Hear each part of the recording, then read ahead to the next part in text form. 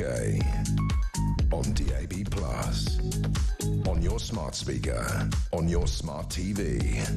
And on your side. This is Talk.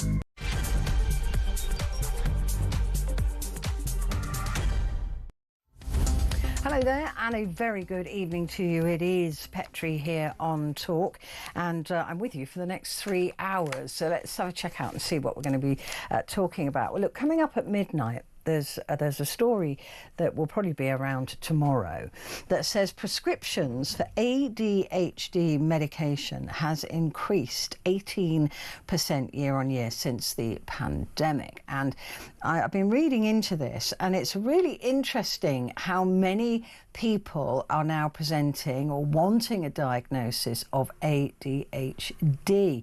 And the most interesting thing really is the breakdown of figures between England, Ireland, Scotland and Wales. In England, 56,000 people, 984 million, no, 56, yeah. Okay, so no, we're looking at the percentages. In Wales, Scotland and Northern Ireland, they're tiny.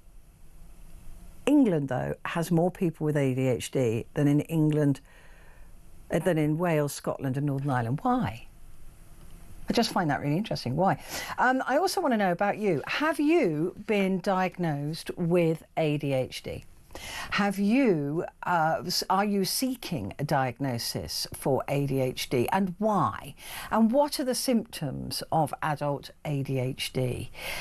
Because this is a growing, I don't want to say trend, but why have we got so many more people with ADHD than we've ever had before? Why is the prescription rate going up? Is it because more people are seeking diagnosis? Is it an awareness thing, or is it being misdiagnosed? Because some of the symptoms of ADHD, I would say, we all suffer with from time to time, right? Lack of concentration, being a bit fidgety, getting bored easily. I mean, certainly I could fit into that category many times a week, but does that mean I've got ADHD? What are the downsides? What is it that makes you want to get a diagnosis? And while we're looking at it, of course, children with ADHD, that seems to be quite steady, actually, looking at the numbers. But does that mean that people are desperate? What is the benefit of having an ADHD diagnosis for children? What is the benefit for adults? What do you get out of it?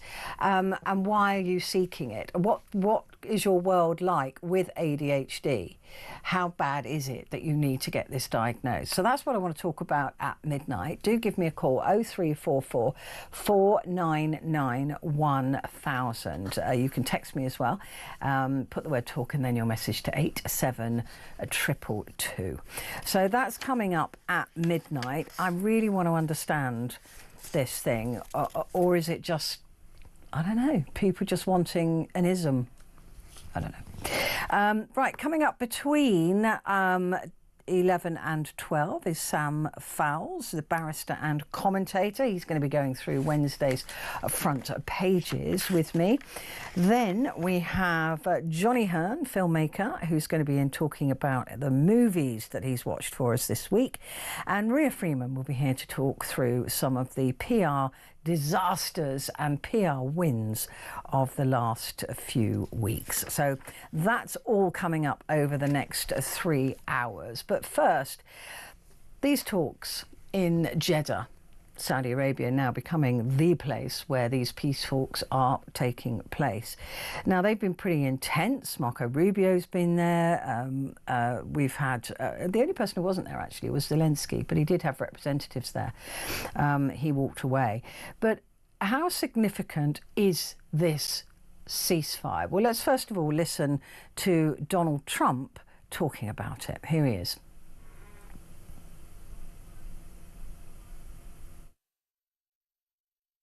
Ukraine, ceasefire, just agreed to a little while ago.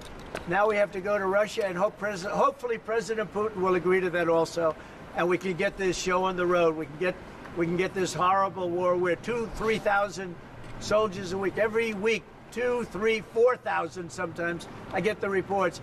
And they're not American soldiers. They're Ukrainian and they're Russian.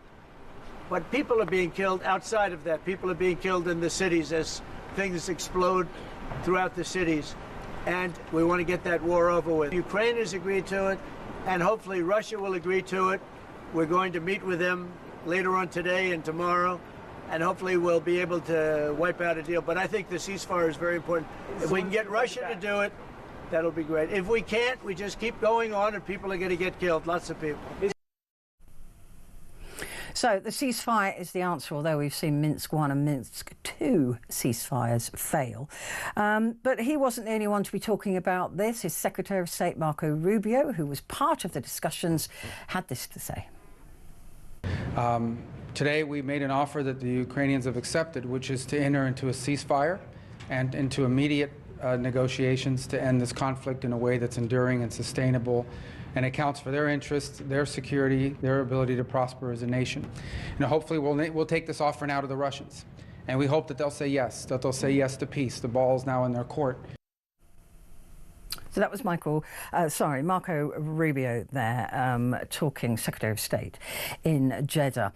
Well, joining me now to discuss this is Colonel Simon Diggins, OBE, retired British Colonel and defence analyst. Simon, good to see you. Look, how significant is this ceasefire? It's been, it's almost being hailed as a peace, but it isn't, is it? Petrie, good evening. No, it's not. It is important, though. It's been talked about for a while. If you recall, it's one of the promises that Donald Trump made, that he would have a peace settlement within 24 hours. But it's taken a little bit longer than that, and we went through the horrible drama of the scenes in the White House just over a week ago. So there's been some progress on that. I think everyone wants to find a way to have a just peace, and the ceasefire is an important step towards that. It stops the killing and gives people a chance to stop and think and work out what to happen next. Now, Russia in the past has always been unwilling just to have a ceasefire without a kind of peace settlement already agreed in advance. So we'll see where that goes. And Russia at the moment, and I've been checking what's been said, Russia is waiting for what it says a briefing from Washington. So it's expecting a senior representative of President Trump's government to go to Moscow and explain what actually has been agreed. So, I mean, this is a first step, and the details of a ceasefire are very simple. Just stop shooting at each other. That's it. There's nothing else that has been agreed to apart from that.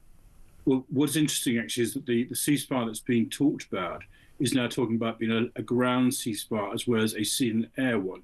Conversations that were running last week that were being pushed forward by President Macron and Prime Minister Keir Starmer were about an air and sea ceasefire, and they didn't try and push forward a ground ceasefire. Now, the meeting today in Jeddah has said that the ceasefire will be total across all those three domains, which is significant. If they can make that hold, that's very important.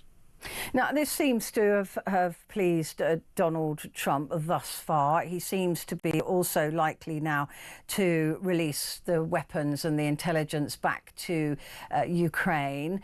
How significant is that? I mean, he said, yep, he'll welcome Zelensky to the White House now. He seems to be happy that Ukraine is looking to peace now, although I believe they always did. They always did look for peace. What they wanted, of course, was a peace that's a just peace, and as you said in your introduction, doesn't turn into the previous agreements whereby they're signed by Moscow and then are ignored. As President Zelensky said when he had that event in the White House, there've been 25 separate agreements with Russia, all of which have basically been broken by President Putin. So Zelensky is a little bit wary about that. So yeah, there is a sort of concern that where this is going to take them for the future. Okay, so the next step is what Russia does. Is there any sense here that Volodymyr Zelensky may just be calling Russia's bluff here? That for him it's quite it's an easy step to take, to agree to a ceasefire, and he's waiting to see what Putin will do next. Because as you said, they've always said no to a ceasefire unless that comes with a peace deal. Yeah, and that's why, going back to your earlier point about the what it means in terms of the restoration of the the intelligence and the supply, because there is a concern that Putin might just spin it out. He says, yes, we want to have a serious conversation about this, but we'll still continue to press whatever advantage he has got. So the next stage is, what is Russia going to do about it? And all the statements that came out of the meeting today in Jeddah said the ball is now very firmly in President Putin's court. It's looking for him to make a deal. The Americans feel that they've got a good start for a solution from the Ukraine. What we don't know is about whatever deals have gone on in the background with regard to the mineral deal that hasn't been put forward. And the only comment we've had from President Zelensky is not part of the ceasefire agreement. But we are now waiting on the main move now is, what will Russia do? What will Russia say? And all the information we have at the moment is they welcome the fact that conversation takes place, and they also have said that they wait for this formal briefing from the US. And we understand that Steve Witkoff, who is one of the special representatives of President Trump, is flying sometime this week to Moscow to do that briefing. So there are many things really on the table here for Russia, aren't there, that Putin, now he's got Trump, will be considering. He will be considering how much he can push Trump, and the background deals that appear to have been done or being done between Trump and Putin regarding loosening sanctions, stopping intelligence looking into cyber attacks from Russia, all of these things that seem to be playing well and truly into Putin's hand. There seems to be more than war at stake here. There is, and there's all sorts of stuff going around at the moment. One suggestion is that that the President Trump has been compromised at some point in the past. That's one level. The perhaps more credible strategic analysis would suggest that he's got some kind of idea of a grand design whereby the world is kind of divided up amongst basically three great powers: Russia, America, and China.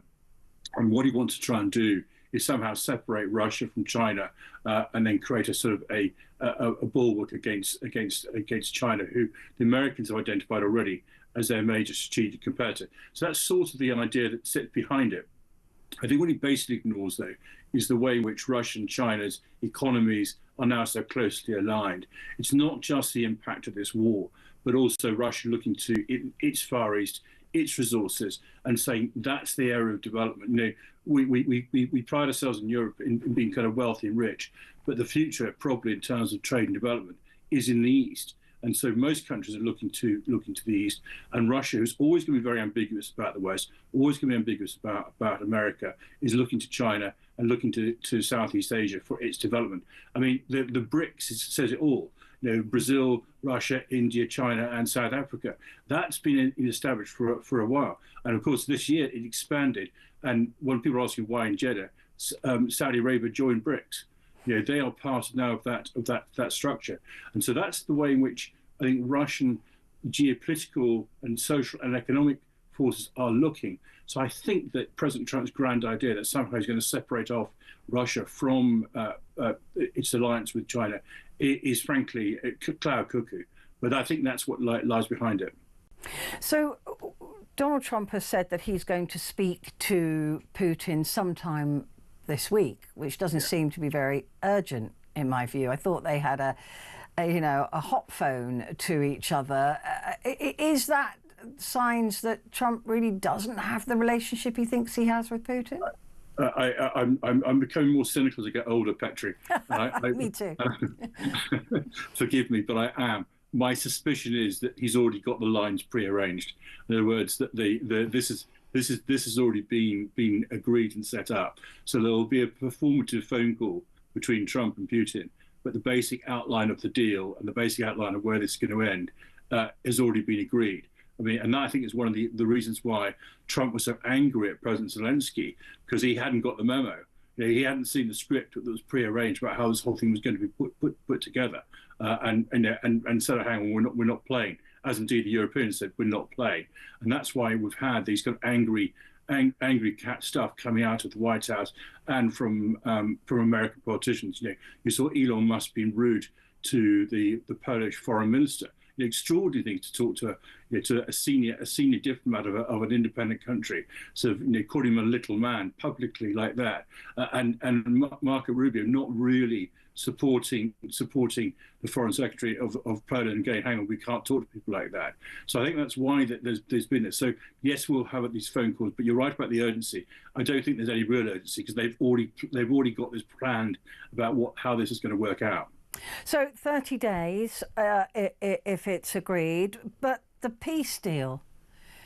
Yeah. How on earth are they going to meet over that? Because we know where both of them stand. Russia is saying that it not only wants what it's already taken, but it wants land that it thinks it should have around those areas that it's taken where there are Russian soldiers fighting. So they haven't even won it yet, and he wants those pieces of land. It looks like 25% of Ukraine may have to be ceded to Russia, and Ukraine will not accept it any more than we would if it was 25% of Britain. No, they won't. One of the things you always have to watch with the Russians, though, is they always take what they call the maximalist positions, so that you'll never get them publicly, at least, stepping back from that. Sometimes in the reality is they don't get everything they want, and then they've got something to grumble about. They can grumble publicly and say, they can claim force majeure or claim that they can't do anything about it, but they'll always state the public position from there. I think we also have to be realistic. I mean, I think all of us have been right from the very start 100% supporting Ukraine against Russian aggression, and I mean, anyone who says it wasn't Russian aggression, frankly, is an idiot. But that's kind of where we are. But there is a reality here. The reality is that they hold land which is Ukrainian, and we've done not enough, and nor were we planning to do enough, to actually give the Ukrainians the power, the resources, the military might to actually throw the Russians out. We've always given them enough so they can defend themselves, stop Putin, stop Russian aggression further. So there's an element where you have to kind of accept that the de jure position is we're not going to change our view about what Ukraine's real sovereign international boundaries should be. But there may be a sort of reluctant acceptance, as there was, for example, by Germany after the Second World War, that elements of their country were under administration. And I recall maps from the 1980s where the old provinces of Prussia and Silesia were marked as under Polish administration. The Germans would not recognise they'd actually been taken off them. Now, over time, that recognition took place, and I fear that's probably where we're going to be with those lands there. Other issues are, for example, whether or not Ukraine will be allowed to join NATO, join the European Union, and in the context of peacekeeping, who will be allowed to be a peacekeeping force there or not.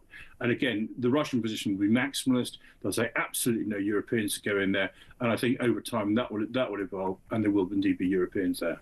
Now, we saw an attack in Moscow today by Ukraine. 3 people, I believe, were killed. What was that for? I mean, we often see in the dying stages of war these sort of big pushes and all of that. Was that just to prove a point? Well, it came on the back of the largest, most devastating drone attack that Russians had poured into Ukraine. So the Russians absolutely exploited that intelligence gap, which is a result of the Americans turning off their intelligence feed to the Ukrainians, and they launched the greatest drone attack they have of the war so far. So this was a response to that. I think it was also making another point, which was that regardless of whether or not you give us the information, we are still capable of defending ourselves, albeit not as well as we'd like to do so. So I think that it's awful when you have to talk about sort of acts of war which end up killing people as also having messaging, but you're absolutely spot on. I think there was messaging on both sides from this. We can respond, and if you do something to us, as you did Russia 2 days before, then we're going to react back to you as well. And hit Moscow. They're hitting the capital city. Yeah. Of Russia being hit, that sends a very powerful message. That is absolutely significant. So we wait now on Putin. You believe it's already been decided that he will agree to a ceasefire. How long do you think that the peace talks will take? I think they are likely to be much longer, much more protracted in terms of what they're going to do. And that's when the conversation about whether or not there needs to be a change of government, whether the Ukrainians feel they can have an election, and therefore, will that now come back into the equation? I don't think they'll do it because the Americans are saying to President Zelensky, you now need to have an election.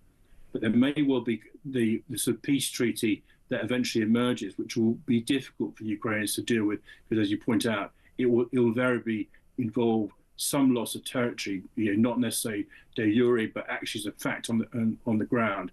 But they'll make the conversation about the politics of it. And it may well be that President Zelensky feels he can't deliver that, or he feels it's the wrong deal. But there may be other Ukrainians, it's a democratic country, who say, look, this is awful, but actually we can deal with this, and we're prepared to take it forward politically. So I think that's the other side of this. So the internal politics of Ukraine may start to come to the fore again, while these very protracted and probably quite difficult peace negotiations are put forward. Oh, we kicked Churchill out, didn't we? After the Second World War, people like during the Second World War. During the Second World War, there was VE Day, but they were still fighting. They were still fighting in Japan. Yeah. There was a major Allied conference, and Stalin couldn't believe it. One week Churchill was there, and the following week Clement Attlee turned up, and he's going, "What's going on?" Had to be explained to him. This is what happens in democracies. He was completely bewildered. Well, I mean, Zelensky may survive it, but we tend to get rid of the premiers who are in charge when wars happen. Simon, Colonel, thank you very much indeed. Colonel Simon Diggins, OBE, retired British Colonel and Defence Analyst. Quick break. Back in a second.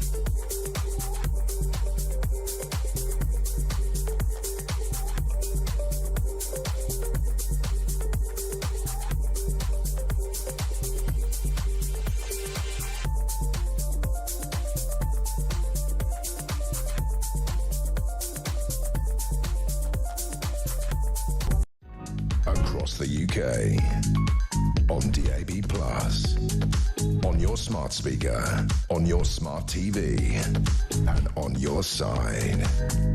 This is Talk. Hello there. Good evening to you.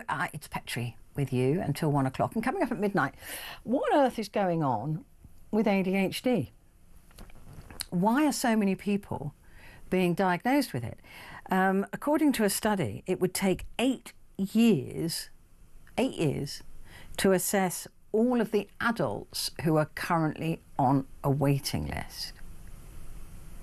And why has this increased since COVID? I mean, the number of people taking ADHD medication is at a record high. Since 2015, the number of patients in England prescribed drugs to treat ADHD has nearly trebled. Last year, ADHD was the second most viewed condition on the NHS website, and concern about this rising demand has prompted the NHS in England to set up a task force. So what is going on? Do we really all have ADHD? Or are we diagnosing and medicalising kind of simply normal boredom or normal, I don't know, we all get fed up, don't we? I mean, I very rarely will watch a TV series or a film without double screening. It's very bad, I know. I don't concentrate on either of them particularly well. I've had to now teach myself to put the phone down so that I can actually watch something. But that doesn't mean I've got ADHD, right? I get bored quickly, really quickly. But I don't see that as being something necessarily that means I've got ADHD. Some of the other impulsiveness. Well, I suppose I'm not really very impulsive. Can't planned really. Poor time management skills. Yeah, awful. That's why I had to go into a career that demanded that I was on time. Deadlines. I have to have them. If I don't have a deadline, I am absolutely hopeless. Can't do anything. Ask my accountant. Restlessness. Yeah, I get restless. I get bored. Difficulty focusing. Depends what I'm doing, but yeah. I often walk out the room and go, where was I going? So does that mean I've got ADHD? Because I don't think it does. So what does ADHD mean to you? And I wonder if I went to somebody with what I've just described to you and said, oh, this is my reality, this is my life, that they would say, oh yeah, you've got ADHD. But why are we medicalising kind of relatively normal adult behaviour?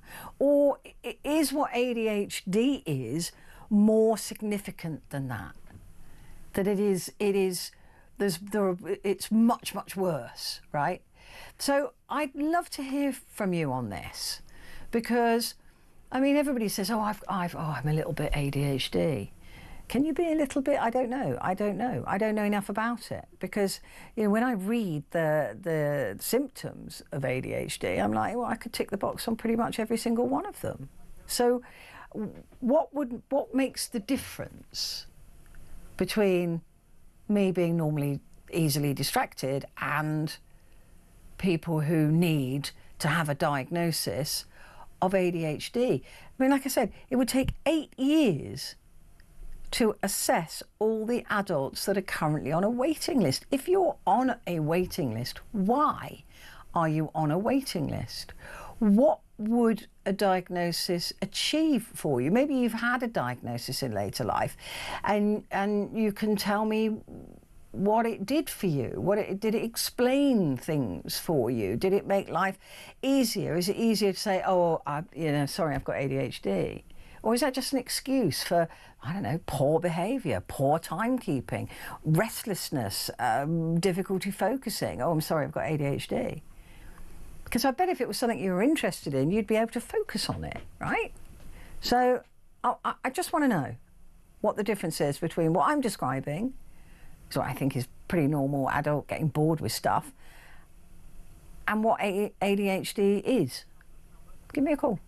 0344 499 1000.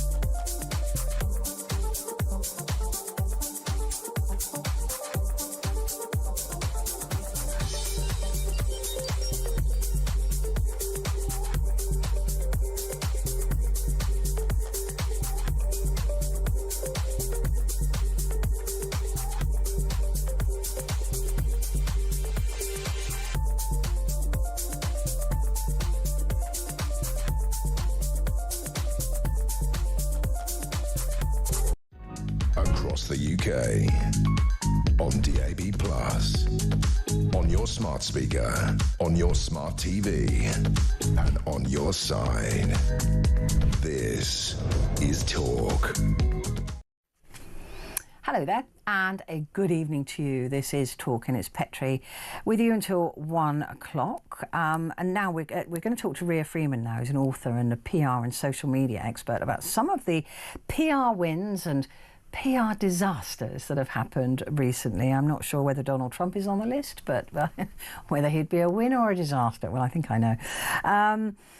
Ria, good evening to you. Good to see you. Lovely to see you too. Let's start with what I don't know what you call it, Nationwide. Is it a bank? Would you call it a bank? Is it a bank or building society? Building society, probably. Yeah, building society. So this is a PR win for them.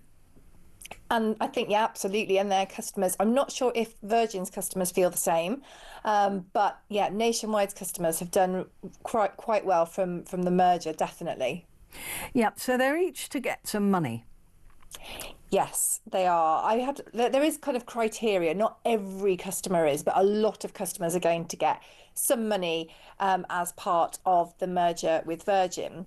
And it's like a big win, isn't it? At the moment, everyone is sort of strapped for cash. All we hear is bad news and how everything's going up. So actually getting some free money in your account is definitely a PR win. Yeah, it's 50 quid. And it might go up. I'm a Nationwide customer, but I checked I don't fit the criteria because I haven't used the account for too long. I haven't done anything with it, so I don't get the money, which I perfectly understand. I get that. This deal, though, I mean, it is, if being a building society, everybody owns a bit of the building society. I suppose that's what they're saying. But a lot of people are saying, well, yeah, but I wasn't part of the decision for you to buy Virgin Bank. So, you know, is that such good PR? No, I was reading about this today, and I think that, correct me if I'm wrong, but the Nationwide customers get the money, but actually the Virgin customers had a say in the merger. Yeah. So it's a weird one because people are being rewarded because of the merger, but actually another group of people had part in the decision. So I guess it's, do you want to have the decision or do you want to have the money? It just depends on how you view it and how you view the whole situation, doesn't it? Well, I guess it's a good thing. Lots of people will get that 50 quid. It's not to be sniffed at. I would definitely have gone and got my money if I was entitled to it, but I'm not. Now, explain to me this "Not for Girls" slogan, which it was a risky strategy, but it kind of makes sense once you explain it. Yeah, so it was Neath RFC that put up a post talking about a fixture that's coming, and they'd said, you know, definitely not for girls, hashtag not for girls. But then there was something that said words to the effect of nothing, you know, not everything's as it seems.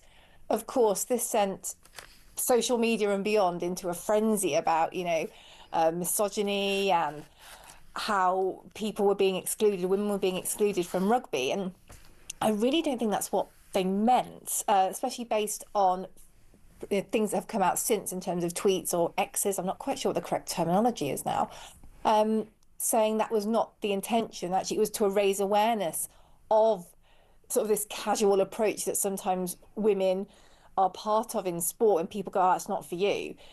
But it's sort of backfired, but then has it? Because we're talking about it now, and I don't know a whole lot about rugby, but I know more about this club than I ever have about any other club because of the story.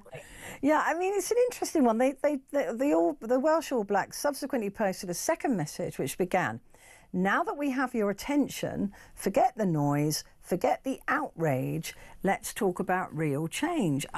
For me, I don't know why they're still getting backlash on this, because they said it to get people's attention, and they did get people's attention, and then they talked very positively about women in rugby, and like you said, it's just pointing out the sort of casual sexism that girls will face in sports such as rugby, and now people who are perpetually offended by everything are not smart enough to see what they were trying to do, and dealing now wanting apologies and really somebody to fall on their sword over it. It seems stupid.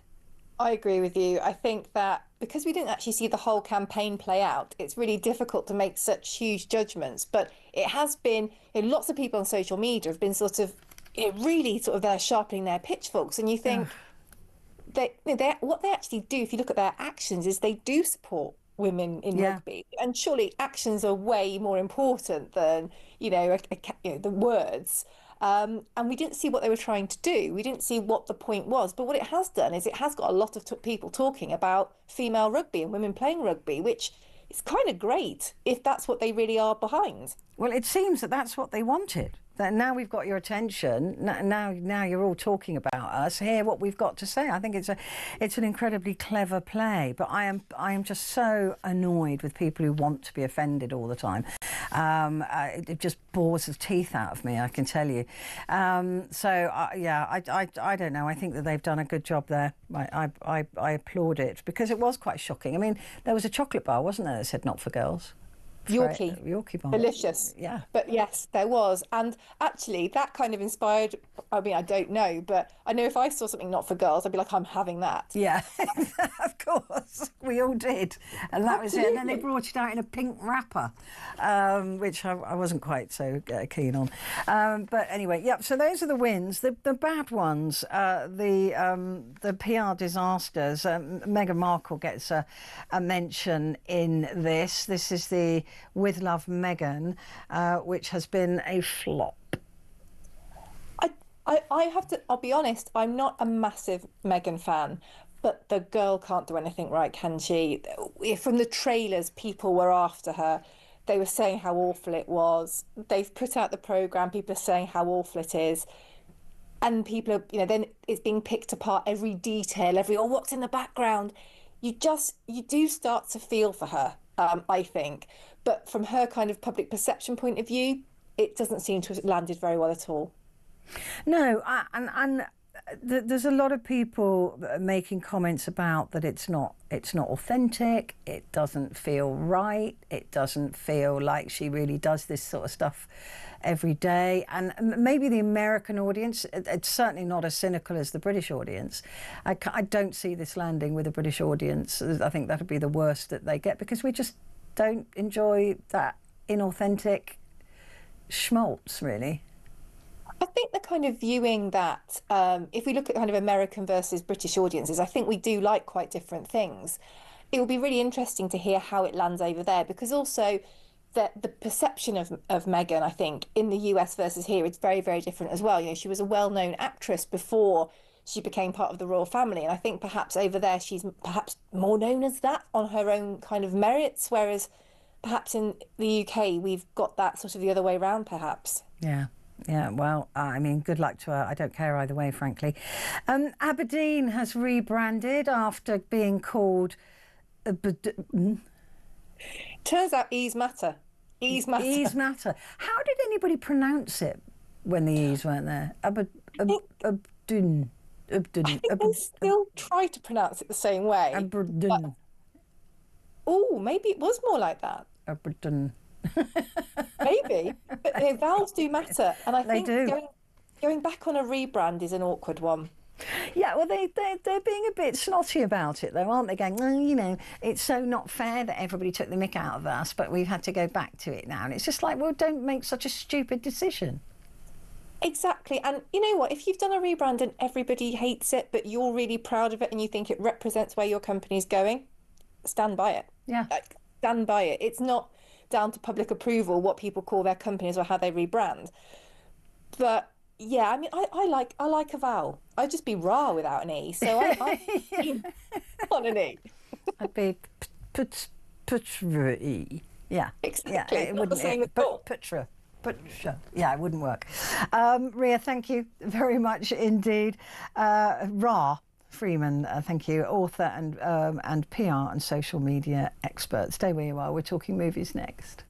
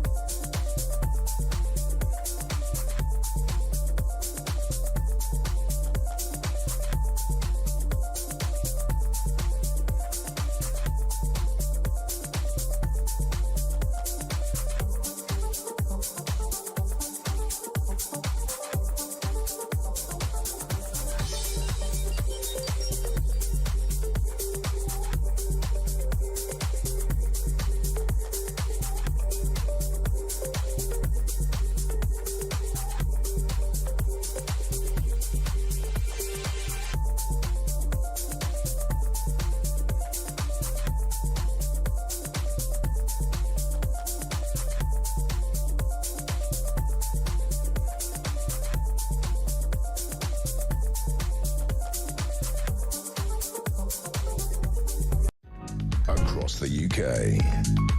On DAB+, on your smart speaker, on your smart TV, and on your side. This is Talk. Hello there, and a good evening to you. It's Petrie here with you until 1 o'clock. Just to let you know, coming up at the top of the hour, we have Sam Fowles, who will be going through Wednesday's newspapers. So, but before that, we've got Johnny Hearn, filmmaker, broadcaster, and talk film reporter in the studio. Hello. Hello. Hello. Right, so what have you been watching this week? I didn't see these. I did not request. No. Either of these. No, you haven't requested these. So, no, the first one we have is Marching Powder. Now, can you guess what that is about? Cocaine. Yes. Yeah. Now, Danny Dyer plays a sort of gruff, middle-aged East End kind of character who likes to drink a lot and take a lot of drugs. I have no idea where he got the inspiration for that character from. Well, I don't know how he was cast. I don't know how that could possibly be cast. No aspersions on his private life, obviously, Danny. Danny Dyer, it's a film by Nick Love. Now, if you know anything about Nick Love makes these kind of sort of gangstery East End lad kind of movies, like The Football Factory and The Firm and films like that. And so Danny Dyer plays this character that's a bit of a football hooligan, still in his 40s. He was in his 20s, he's still in his 40s. He likes to fight, he likes to take drugs, he likes to drink. And the film starts with him in court because he's been arrested fighting at a football match. And the judge decides not to send him to prison, but says, look, you've got 6 weeks to sort your life out. Okay, and if you can prove to me in 6 weeks that you can turn your life around, I won't send you to prison. And then the rest of the film is about him trying to sort his life out, but being surrounded by his friends who want him to drink and take drugs and go and fight. And then his father-in-law wants him to look after his brother-in-law, who's a little bit tricky, shall we say, to look after, and gets into trouble all the time. And then he has marital problems with his wife and trying to connect with his son. And I've completely lost you, haven't I? You've got that glazed look over your face. It's amazing. Sorry. I mean, no. Any good? There are some funny lines in it. I'm not a massive fan of Nick Love's films, but one thing that he does do in this, ones that you mentioned. one thing he does do in this is that every so often, Danny Dyer's character, he turns to the camera and he breaks the fourth wall and tells you what he's thinking. So rather than having a voiceover, he just turns to the camera and mentions, even sort of halfway through a sentence or halfway through a scene or whatever. And those are very funny. Some of those are very funny. But I just think there's a better story there. Because actually, if you strip away all of that surface stuff, the deeper story is about a middle-aged man who just is refusing to grow up, and it's having a detrimental effect on his life and his family and his home life and his child. And that, I find, is a really interesting story, but that's not what this film was about. This film was never going to be that. But there is a more interesting story to be told there. It just wouldn't be told by this writer and director and this cast, because that's not what they do. If you like that kind of movie, then you know exactly what you're going to get. And does Dyer hold an hour and 36 minutes? He's the main character, so he's in pretty much everything. But there are enough kind of quirky characters around him to sustain it. But if you like that kind of movie, you're going to like an hour and a half of Danny Dyer shouting and taking drugs and being silly. So it's a 15, and Dyer's actual son Artie is in it playing his son. And that's another good thing about it, because there is obviously a genuine chemistry between the two of them, and there are quite a few scenes with him sort of bonding and playing and messing about with his son. So there is a genuine bond there, because obviously they are in real life father and son, which you wouldn't have got if they just cast anyone else. So they're quite touching, those little moments. And also the kid's quite funny. He's got quite a few funny lines because he knows about his dad. He knows what his dad's doing, and so can sort of have little snide comments about him every so often. Okay, not for me. Delicious. This one, 15. It's 1 hour 42 minutes, and it is available on Netflix. I've not seen this pop up. So this is a film about a middle-class German family who go to the south of France on holiday, and they rent. It's a villa that their family owns, and while they're there, they accidentally bump into or maybe they don't, but they think they do, bump into a young woman who was on the side of the road, although actually they're being set up, which is, it's not a spoiler alert, you see that from the beginning. And so they feel guilty, and they take her in as a maid to come and work in the house with them. And this young woman then sort of gradually worms her way into them with the husband, the wife, and the children, and manages to sort of connect with each one of them, and sort of upsets the balance of the family, shall we say. But there is a much darker side to this. The motivations for it. As I was watching, I was thinking, oh, she's just going to nick something or bring her friends in to ransack the place. No, it's a lot darker and a lot deeper than that. But it takes about an hour and 20 minutes before you get into that dark side of it. So it sort of plods along quite nicely, this sort of bizarre little movie. And then the last 20 minutes, it just explodes into this sort of crazy ending. And is it subtitled? Well, this is the other quirky thing. It's a German film about a German family in the south of France, but most of it's in English because they're German and they've gone to France, and the people that they meet are French or Spanish or other Europeans, and so the common language that they all speak is English. So a lot of it is in English. Okay. But there are scenes in German, there are scenes in French, but a lot of it, I'm saying certainly the more than half of it is in English. So yes, there are subtitles, but not for everything. Not for everything. I was so bored by Marching Powder that I forgot to play the clip, but let's not bother. Delicious, though, we do have a clip of that. It's a 15 and it's on Netflix as we speak.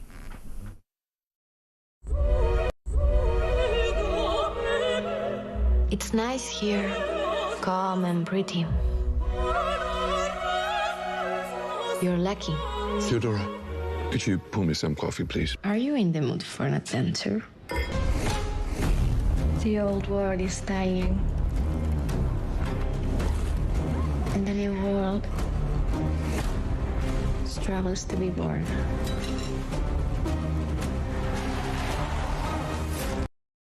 Ooh. Yeah, you see, that looks interesting. Actually, different. Yeah, the ending really, it's not what you expect. No. Okay, that looks really interesting. I might go for that. I mean, it looks visually beautiful. Is it a small independent film? It is, yeah, it's an independent film. It's first-time director as well. So, yeah, it's one of those films that kind of would, just sort of fall under the radar a little bit because there's so many sort of much bigger budget, sort of bigger action movies that are released on Netflix. But, yeah, it's a nice little hour and 40 minutes. I think Netflix recently has been absolute rubbish. Really bad. It's had nothing of any interest that I want to watch on it. Well, some of that is the knock-on effect from the actors and writers strike from 2 years ago, because a lot of things just stopped, and so they Danny Dyer. So they released everything they had, and then there was this sort of dearth when nothing was being made for sort of 8 or 9 months. Yeah. And so now they're sort of just throwing out everything they've got left. And that's why there's a lot of foreign language films. Yeah. Because they weren't affected by the SAG-AFTRA strikes. Yeah. So Delicious, I may absolutely look for that one, actually, because that does look really, really good. Now, you've done something unusual for us as well, and this is because this is a passion project of yours. A little bit, yeah. There are two things I love. I love old movies, as you know. I love watching old black and white movies. I also am a huge fan of Tony Hancock. I've watched all the Hancock's half hours, of all the ones that still exist. I've listened to all the radio Hancock's half hours. And Tony Hancock made a few films, not many, only made a few films, and 2 of them have been re-released on Blu-ray with a load of extras to celebrate the centenary of his birth, which is actually last year, but it's coming out, and it's just been released, I think, the last couple of days. So the 2 films that are on this, that are being released, are The Rebel and The Punch and Judy Man. Now, if you don't know these films, so The Rebel was released in 1961. It's a comedy about a frustrated artist. So Tony plays this guy who works in a sort of bureaucratic office, very, very bored, but he's a rebel. He wants to break free because he wants to be an artist, and he's making this enormous sculpture upstairs in the house where he lives, run of course by Irene Handel, because she only ever played landladies, as we know. And he's made the world's most ugliest sculpture of that you can possibly imagine. And he ends up going to Paris, quitting everything and going to Paris, where he gets mistaken for this, like a idiot savant, as this genius painter, when actually he's just awful. And then this brilliant art collector turns up and mistakes the work of another artist for that of Tony Hancock's, and Tony then pretends to be the other artist and becomes this huge cause celeb in France. But of course, he's an absolutely awful, awful artist. It's very funny. I love this movie. I've seen it many, many times. So there's that one, and then there's the Punch and Judy Man, which is completely different. It was set 2 years. It was filmed 2 years later. It's in black and white. Tony wrote this himself, and he plays a Punch and Judy man in Blackpool on the beach, but it's a very grim, gritty kind of movie about him struggling with his wife and fighting against the town authorities. And I mean, there are moments of comedy in it, but it's a very sort of dark, moody kind of movie, and it basically ended his film career because it was such a disaster. Oh, really? And he sort of never really got over that, and then we all know, tragically he killed himself. But so yeah, there's the two completely opposite kind of movies here. One bright and colourful and funny and quirky and set in Paris and the south of France, and then the other one is set in Blackpool when it's raining and it's black and white and it's very grim. He was such a.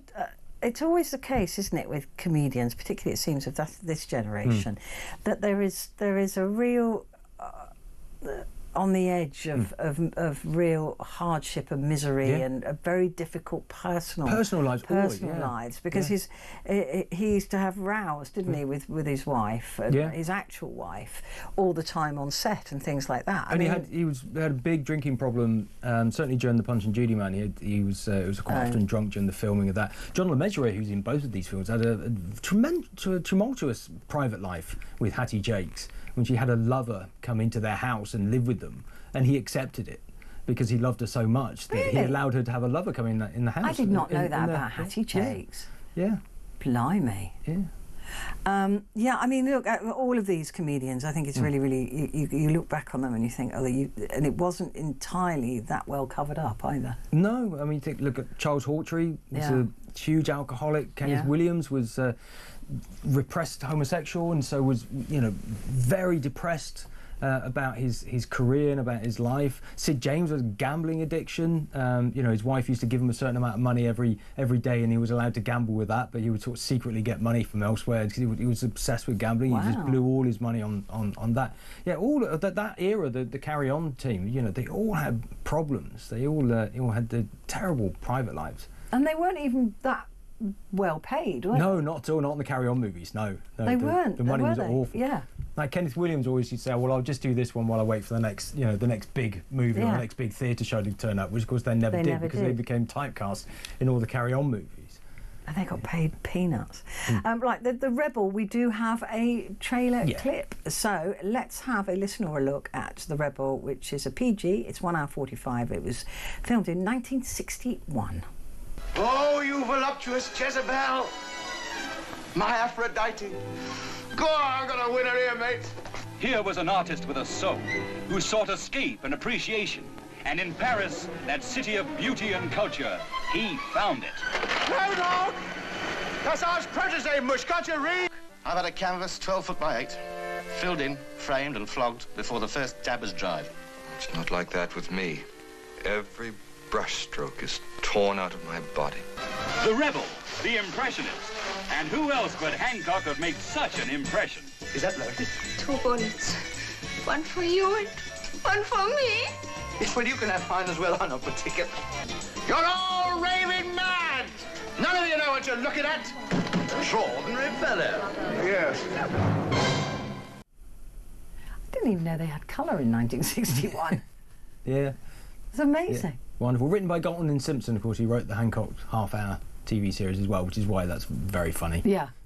I mean, I do like those old films, but it's interesting then why he would choose to do Punch and Judy the Punch and Judy Man just 2 years later, than to be dark and a bit more. Yeah, he wanted to kind of break out from just being the Tony Hancock, the lad kind of comic character. Big mistake. Yeah, never worked for him. Yeah. And is it true that he was terrified of the Punch and Judy puppets? Apparently, yes. There are moments when he's well, they are creepy. They are creepy. They are creepy. Brilliant. Thank you very much indeed. So, Marching Powder, Danny Dyer. Dyer might be in the title, and Delicious, and then, of course, the Tony Hancock double. Thank you. Right, coming up, the papers.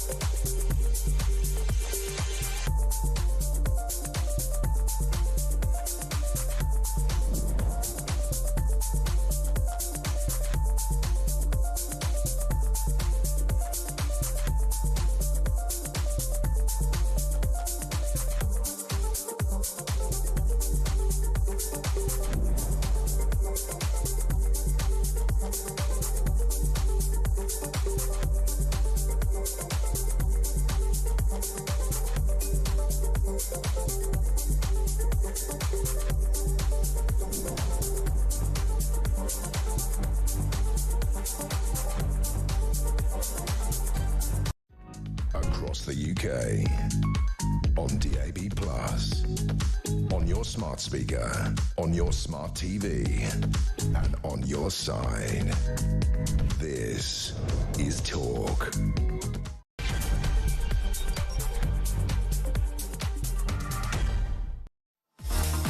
Hello there. Yes, indeed, it is Petrie here with you, and with me for the next hour is Sam Fowles, barrister and a commentator. Hello. Hello. Hello. Right, before we get into the papers, there's a story that I'm interested in about the prescriptions of ADHD medication have increased 18% year on year since the pandemic. Since 2015, the number of patients in England prescribed drugs to treat ADHD has nearly trebled, and it would take 8 years to assess the adults on the waiting lists. This seems a bit odd to me. As to, you know, ADHD was the second most viewed condition on the NHS website. So do we all have ADHD, or are we being persuaded we have ADHD over what is quite natural instincts to get bored easily? I think what this comes down to, though, is something a bit bigger and deeper than that, which is we basically pathologise different ways of relating to the world, and that starts with education, right? So we've seen a lot of increase in various conditions amongst children, but that's because if you learn in any sort of different way, then it's pathologised as one of these very different things, and sometimes that is very serious at the other far ends of the spectrum. But sometimes it's just learning in a different way. But because we have an education system that's still basically run on Victorian principles, you either learn in the sort of rote learning way that Michael Gove loves, or there's something wrong with you. Now, the bigger question is, can we rethink the way we relate to that and just say, well, people relate to the world in different ways, but that actually means we need to change things in education, but also socially, to accept and accommodate the fact that people relate to the world in different ways. Well, they say, don't they, that lots of studies have been done about girls learn better seated and in an organised fashion, and boys would learn better if they're allowed to walk around the classroom. Doesn't mean they've all got ADHD. As you said, it is just a method of teaching, and the comprehensive system that we've got is absolutely, I mean, why we're still clinging to it, I've got no idea. I've always maintained that it was stupid. But well, it's good politics. Yeah, yeah. but it's daft, because as you say, that sort of very rigid form of learning is not for everyone. And just because people say, well, I did it, doesn't mean that it's the right way. Yeah, exactly. But I mean, that doesn't just apply to school. I sort of use school as a basis. But I mean, if you think about engagement with the government, right? If you've got to file your taxes, or if you've got to, I don't know, filling in an insurance claim, right? All of this is very much based on you fill in the process of different forms that are, and that's just the same as you fill in the process of different tick boxes when you do your GCSEs, right? So I think school is a really, really good sort of tight and clear-cut example of it. But I think it's a wider issue in society as a whole, that you either relate to society in the sort of approved way, or it's pathologised. Now, I suspect for a lot of people, you know, who are getting these diagnoses, the medication will be really, really helpful, and that's fantastic for them. But I think there's a lot of other people who are getting ADHD diagnosis, and I'm going to do the thing now that I always really hate when other people do, so apologies in advance, which is I'm going to speak from anecdote rather than statistics, but the people in my generation who I know that have had later in life diagnosis of ADHD, it's been for them less about what they're doing right now, and more about a sort of catharsis and saying, look, I was always told that I wasn't clever enough, that I didn't fit in, that I was incompetent, that I wasn't good enough. And actually, what I'm now learning is I just didn't fit into this pre-prescribed system. And it's allowing me to sort of reevaluate my life and really build my confidence and engage with the world in a much better way. So I think there's there's multiple different dimensions to this. But we can't, I mean, look, school, in fact, everything in life, we can't have chaos just because there are 30 children in a classroom who might have 30 different ways of learning. That wouldn't work either. You know, there has to be systems in place to keep the country going, because we can't have 100 different forms. I mean, I hate forms. I'm really bad at forms. I fill in the wrong box. I do it the wrong because I can't be bothered. But that doesn't mean I've got ADHD. That just means that I can't be bothered, and I hate forms. I hate them with a passion. So, and I get bored of them quickly, and they're all so stupid, and they don't make any sense to me. But that doesn't mean I've got ADHD. But we need to have systems in place, and there has to be a certain degree of conformity. To an extent, yes. But I mean, let's take working hours, right? So we still structure our working week and our working day basically on the basis of medieval farmers, peasant farmers, right? That's where the 9-to-5 day came from, and it was sort of updated during the Industrial Revolution. And today, in the world of everyone's got a computer in their pocket, remote working is perfectly possible, and actually most studies suggest it's more efficient in many different areas. We've got all of these different ways of working, all of these different times we could be working, and yet so many companies, including the civil service, one of the largest employers in the country, we're still insisting that people work in a very tightly prescribed manner.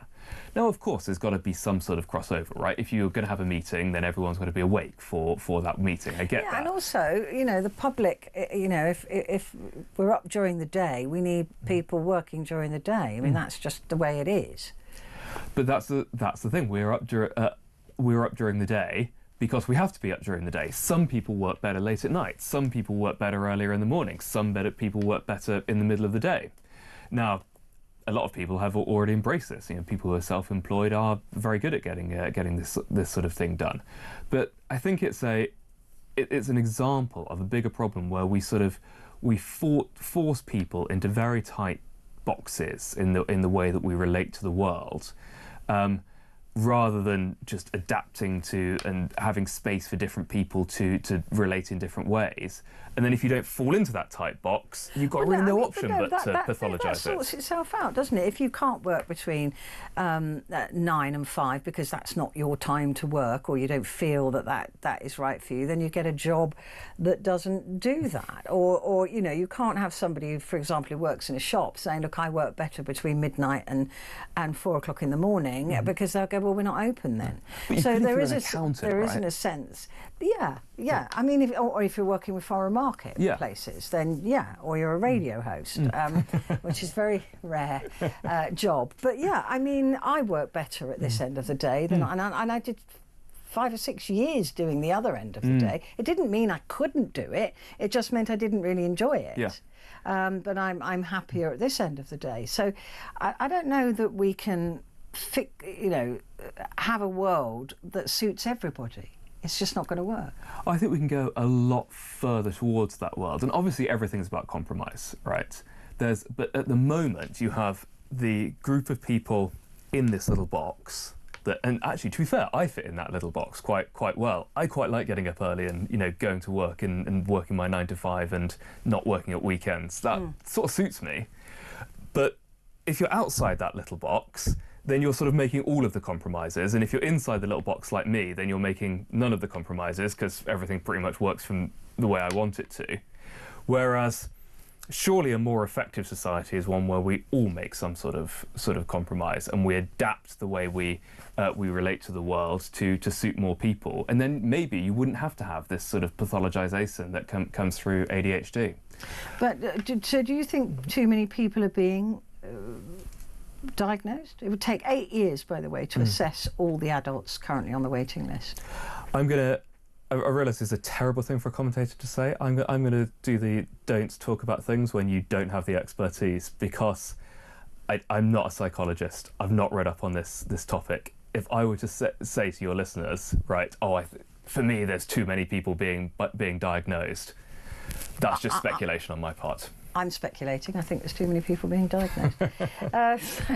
So that's a conversation for a little bit later. Let's turn our attention to the newspapers and start, as I have a want to do currently, with an American front page. This is the Wall Street Journal, which is in the family in which I work. Let's have a look at some of the headlines here. New Canada leader, this is Mark Carney, pins hopes on being the antithesis of Trump. What he means, stable and in so many different ways. Yeah, in so many different ways, actually, Mark Carney is the antithesis of Trump. And it's really interesting to sort of work. I really enjoyed reading this article, actually, and I looked at it online as well. Let's just start with their backgrounds, right? You know, where are they coming from? So Donald Trump claims to be man of the people, populist, right? Inherited millionaire, got all his money from his dad. Mark Carney, who everyone Trump and the populists call this elitist, parents were teachers, worked his way up from the bottom, went to university, got a good degree. Went to Harvard. Harvard, yep. And Harvard and Oxford, and actually. Oxford, So masters, I want to throw Oxford in there, just give them a shout out. But he has genuinely worked his way up from the bottom in the way that sort of Trump pretends to have done. And then there's the way they go about doing business. And Mark Carney has been for a long time now, you know, more than 10 years, sort of the global voice of reason in the West. He was the head of the Bank of England, and essentially just the Bank of Canada, wasn't he? And the Bank of Canada, yeah. And particularly in relation to the Bank of England, that sort of crucial Brexit time during the late teens, he really kept the UK economy on the straight and narrow. When you had, you know, it was a period where we had a new prime minister every couple of years, a brand new economic policy, a brand new approach to Brexit. Everyone just changed things up, and then the next person changed things up, and the economy just kept getting worse and worse. And Mark Carney was pursuing policies with relatively limited powers at the Bank of England, such as quantitative easing, which certainly not ideal, but just kept a supply of liquidity in the market. So basically, there was enough money kind of going around that people kept spending it a little bit, which meant the economy just didn't plunge into recession. So he's in the UK. We've got a lot to thank him for, and I think what he really brings to the role is he thinks things through, and he thinks maybe not the long term, but certainly the medium term. And this really contrasts with Trump, where everything is about ego and about the immediate and about, you know, which sort of billionaire am I going to try and cozy up to today. So you're going to see a real, well, I suppose let's sum it like this: you're going to see a contrast of competence and ego. And I think that's what and Donald Trump at the moment, he must be worried, and everybody's saying because he's tweeting or putting out on his Truth Social messages every 5 minutes now, that this proves that he's in panic, because the markets are tumbling, and they started doing this last week and they've continued to do this, and every time he appears to make a rash decision about tariffs, for example, in out, shake it all about, that their markets are even more tumbling, and he's hoping that for some reason that people are going to want to build factories in America worth billions and billions of dollars, and nobody will walk into an unstable environment and build anything. That's it. So his economic policies seem to be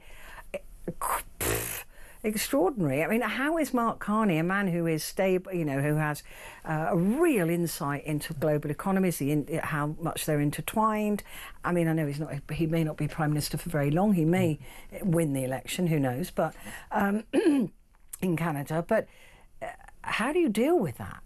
When you're this sort of rigid, regimented Mark Carney, and you're having to deal with Donald Trump, whose ego you must not bruise, right, at any point. Well, I think we'll come on to, actually, how bruising Trump's ego might be a good thing and might work for you. And I think you've made a really important point. I just want to just really highlight that, which is, you know, economics 101. If you keep changing the investment arena, if you keep changing the regulatory arena, people will not spend money. No. People won't invest, and that might be. Well, consumer confidence plummeted. Yeah, that's people buying things in the corner shop. That's people building skyscrapers.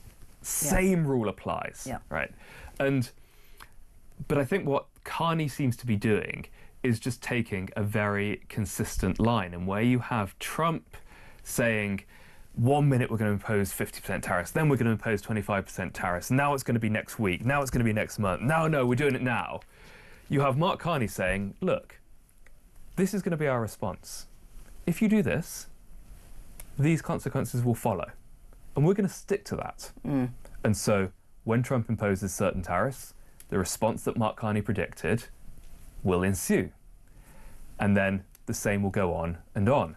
And I think you'll find as the Trump president, and we're already seeing, as the Trump presidency continues, that world leaders who stand up to Trump and who don't play his sort of, Henry VIII court style performance and just, without the theatrics, say, this is our position and we're going to stick with that position now, they get results against Trump, I think.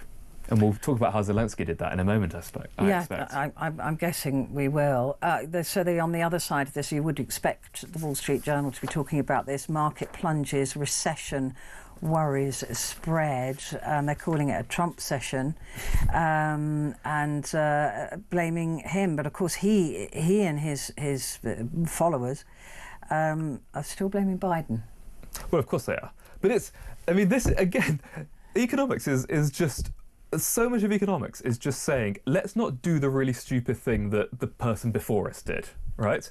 And so what we're seeing Trump doing is essentially imposing a similar version of Trussonomics. It's not exactly the same, but it's a similar sort of approach to, and advised by similar people to those who advise Liz Truss. And Liz Truss might well be one of those advisors. We know she's over there. She may well be. I mean, who knows what the deep state is doing to Liz Truss this week? But it's based on essentially changing the law, changing policy to advantage the very richest in society, and then sort of thinking, well, magically this is going to trickle down to everyone else. But we know that doesn't work. It's never worked. I mean, but also what it does is when you do that, when you use the power of the state to sort of concentrate the wealth in the hands of a small number of people, well, as happened to Truss, the markets go, well, hang on, you're borrowing all this cash, it's going to a small group of people. When are we getting it? How are we getting it back? What's the plan to repay us? And that's why Rachel Reeves was able to actually borrow a kind of similar amount without the same sort of reaction, because she had a plan to repay it. And then you've got Trump doing the same thing. All of these, he's created all this market volatility.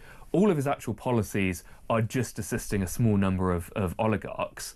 And so no one's got any money and no one wants to spend any money. So it's inevitable. A lot of people are suggesting that recession is the plan.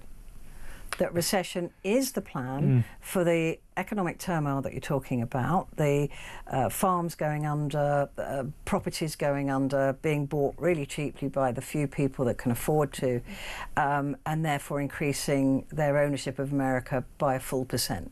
That recession actually is the plan. Surely not. Well, it wouldn't be the first time. It's called the shock doctrine. It's a horrific thing to do to people. Well, it was done in Russia in the 1990s, deliberately, in Chile, and it was developed by a group of economists at the University of Chicago, known as the Chicago School. Amongst them, Milton Friedman and Friedrich Hayek, who were sort of the ideological godfathers of today's Trussonomics and Trumponomics.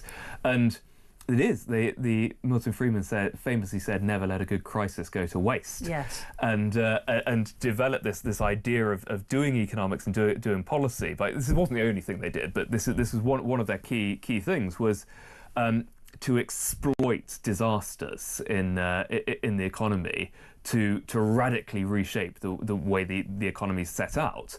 And that means radically reshaping it by transferring ownership into the hands of a small number of people. And so Friedman and his sort of acolytes were big advisors on the transition from communism to capitalism, and that led to the creation of the oligarch class. You're seeing it now in we'll maybe talk about Javier Milei a little bit later in relation to Keir Starmer, but you're seeing it in Argentina, where he's plunged more than half the country into poverty, but his oligarchic mates are richer than ever. You saw it in Chile.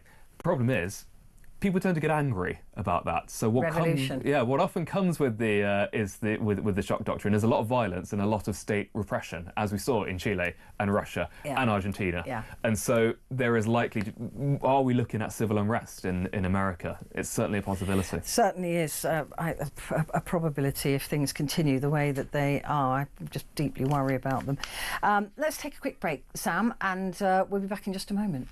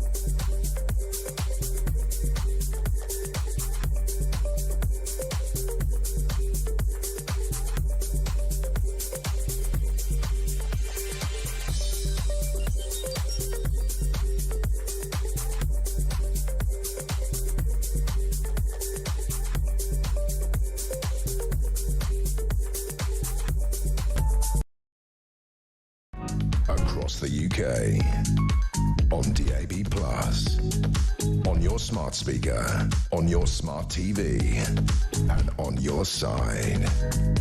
This is Talk. Hello there, this is Talk and it's Petrie here with you. With me is Sam Fouts, barrister and commentator. Let's go to the eye now, Sam, for Wednesday. If you've got that in front of you. I do. Brilliant. Ceasefire in Ukraine if Putin agrees. Zelensky agrees to a 30-day truce and a new minerals deal with America as attention turns to Moscow. And of course, Moscow this morning was attacked, and in fact, one of the drones got through, one of the Ukrainian drones got through, and I believe killed 3 people in Moscow, giving Putin an unexpected bloody nose, actually. Yes, quite. I think, and it shows how important the sort of Western aid is in this, and what a difference Western aid makes, right? Because at the start of this conflict, Ukrainians were literally manufacturing drones from, things that you could buy at Radio Shack, right? And now, because they've had Western aid, and obviously because they've put together an incredible historic war effort, and this is total war if you're Ukrainian. But look at the change in the profile of that conflict from desperately trying to sort of knock down Russian missiles with essentially remote control helicopters to striking at Moscow. I know. No one has. I can't remember I was trying to think of the date that's the last time someone actually managed to land a blow on Moscow. I think it might be Napoleon. Yeah, I think it probably was.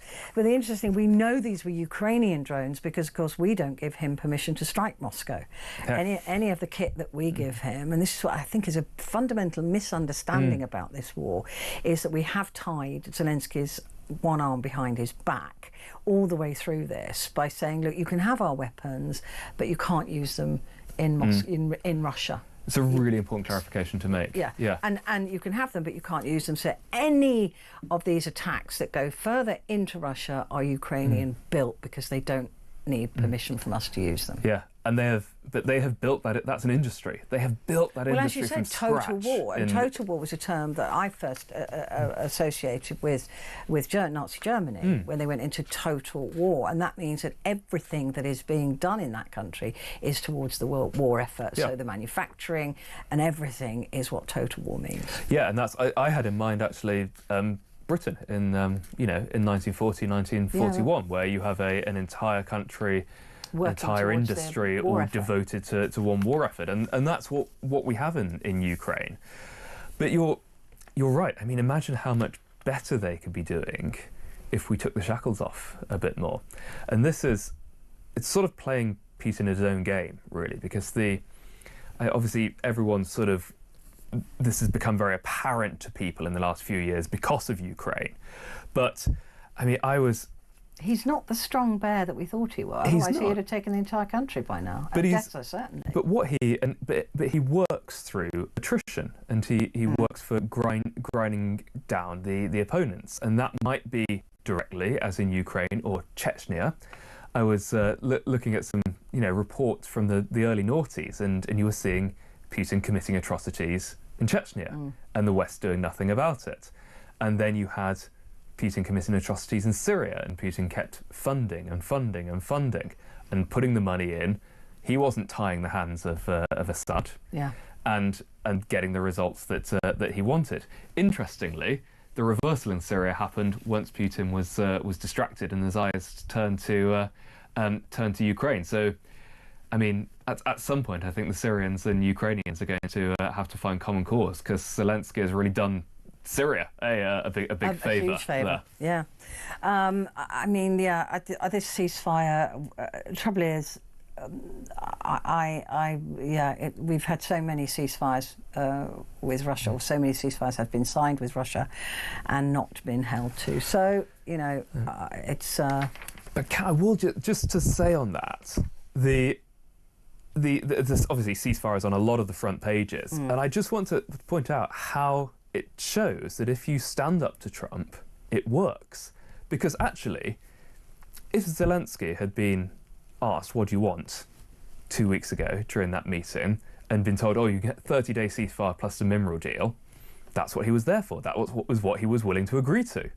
Now, Trump asked him to agree to a bunch of other different things, including at one point ceding half his country, or 25% of his country to Russia.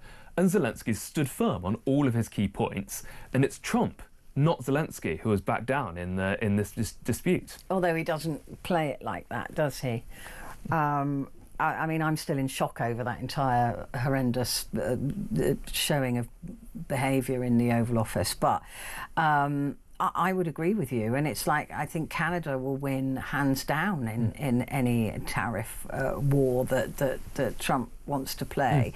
But it's like a child. You have to let them think they've won, and I don't see why. I mean, it just, one of the commentators on here, he's never on my show, I have to say, I won't name him, said to me, what you've got to understand is that men, we have egos, and he was talking about something as important as war. And you've got to give Trump, make him think. I said, well, how pathetic is that? Are we running the world based on this pathetic ideal that men need to be seen to win? That is no way to control a planet on this ridiculous notion that Trump's always got to believe he's won, otherwise he'll throw a tantrum. I mean, it's not 3 years old. Also, pretty offensive to men, actually. Well, it was a man that said it. Yeah, I know. I didn't agree with that. I think he's been pretty offensive to other men to suggest that. Well, it says more about we're all him. sort of desperate toddlers. To be fair, it said more about him than it did about Trump, I thought. Right, we've got to take another quick break, Sam, but we will be back in just a moment.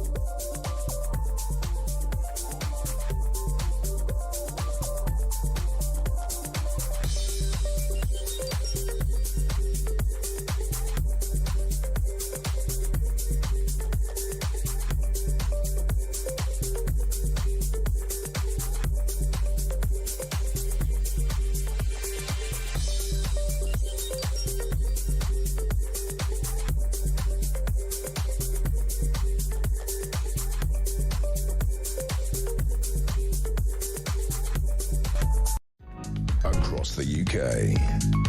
On DAB+, on your smart speaker, on your smart TV, and on your side. This is Talk. Hello. Brilliant to have your company. With me in the studio is Sam Fowles, who's a barrister and a commentator. Let's have a look at the Times now for Wednesday. Kyiv again open to ceasefire as Trump restarts aid. I hope they don't need it, but, you know, at least they're going to switch the lights back on for Zelensky. They're going to take the blindfold off him and he'll get that intelligence sharing. And we have to wait and see now what Moscow does. The other story here, Treasury to raise payouts for exposing tax cheats. What kind of person would do that? Informants who work for wealthy individuals and multinational businesses will be paid hundreds of thousands of pounds for exposing tax evasion. I wonder if that'll be taxed. Tax evasion. So we'll have to expose them afterwards. Yeah, it'll just go down the chain, won't it? You get a couple of grand for exposing somebody who got paid for exposing somebody else. So the Treasury has announced plans for the scheme based on the model used in the US. Oh, yeah, because, of course, they've done everything brilliantly. To encourage people to come forward, they'll be given as much as 25% of the additional tax raised as a result of their information. This is... I mean, it leaves a bad taste in the mouth, doesn't it? We're not a snitchy country, are we? However, that said, let me just frame it from another direction. Okay. We're talking about high-level corporate whistleblowers. Right. Here.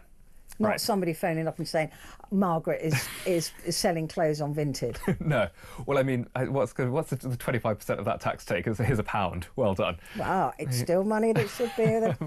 But so these are people who are likely to have very high-level jobs, very well remunerated jobs, and by blowing the whistle, they're essentially blowing up their own future, because they're going to lose their well-remunerated job in all likelihood. And they might struggle to get another one going forward. I tell you what would be a much better way of dealing with this. Simplify the tax code. Simplify the tax guidance. It's now, a foot deep of papers. It used to be just a couple of inches. It's so complicated. It's almost deliberately complicated so these multinationals and these big corporations and these wealthy individuals can squirrel through any of the blooming loopholes that are corrected. Whereas if you made it a really simple tax guide, they wouldn't be able to.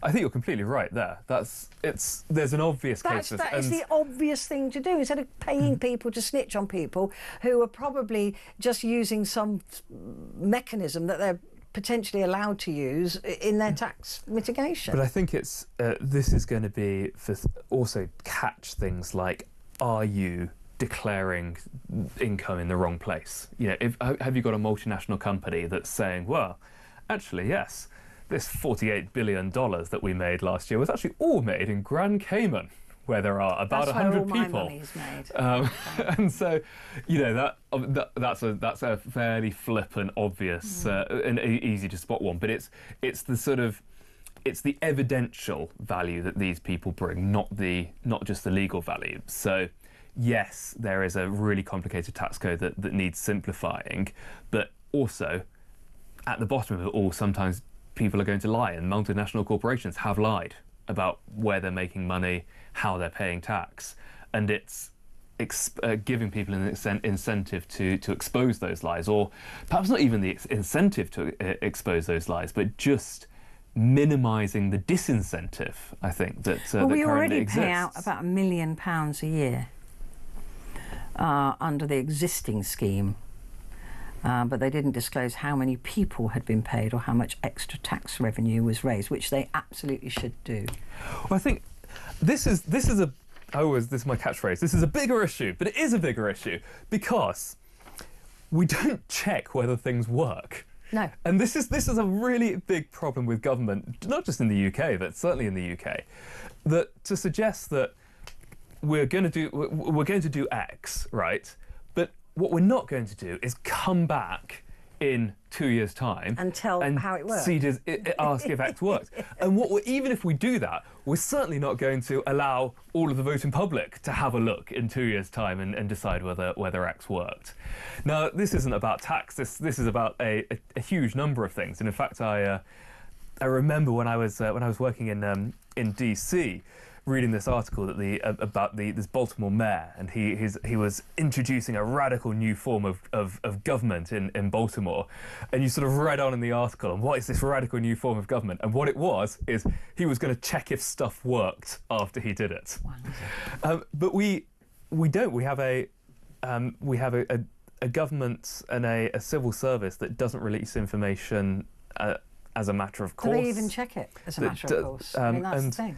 But we don't get to check it as citizens. We're not sure if they check it. And I'm sure in obviously there are lots of government statistics, and lots of government statistics are used. But what we've just pointed out here, what we need to, a really, really obvious example, right? How many people were paid under this scheme? How much extra tax was raised? I.e., does it work? Is it worth the money? And if it works, sure, go harder on it. Yeah. If it doesn't work, don't. But we can't make that call at the moment because the government haven't released the information, and we don't have that culture of checking. So stupid. The Mirror for Wednesday. Coward gets 3 life terms, jail, then hell. Crossbow thug Kyle Clifford will die in prison for slaughtering the BBC star John Hunt's family. This is the most horrendous story of just a bitter, jealous little man who had to go and kill half of his girlfriend's family and rape her before killing her just because he'd been dumped. Yeah. For cheating. And it was,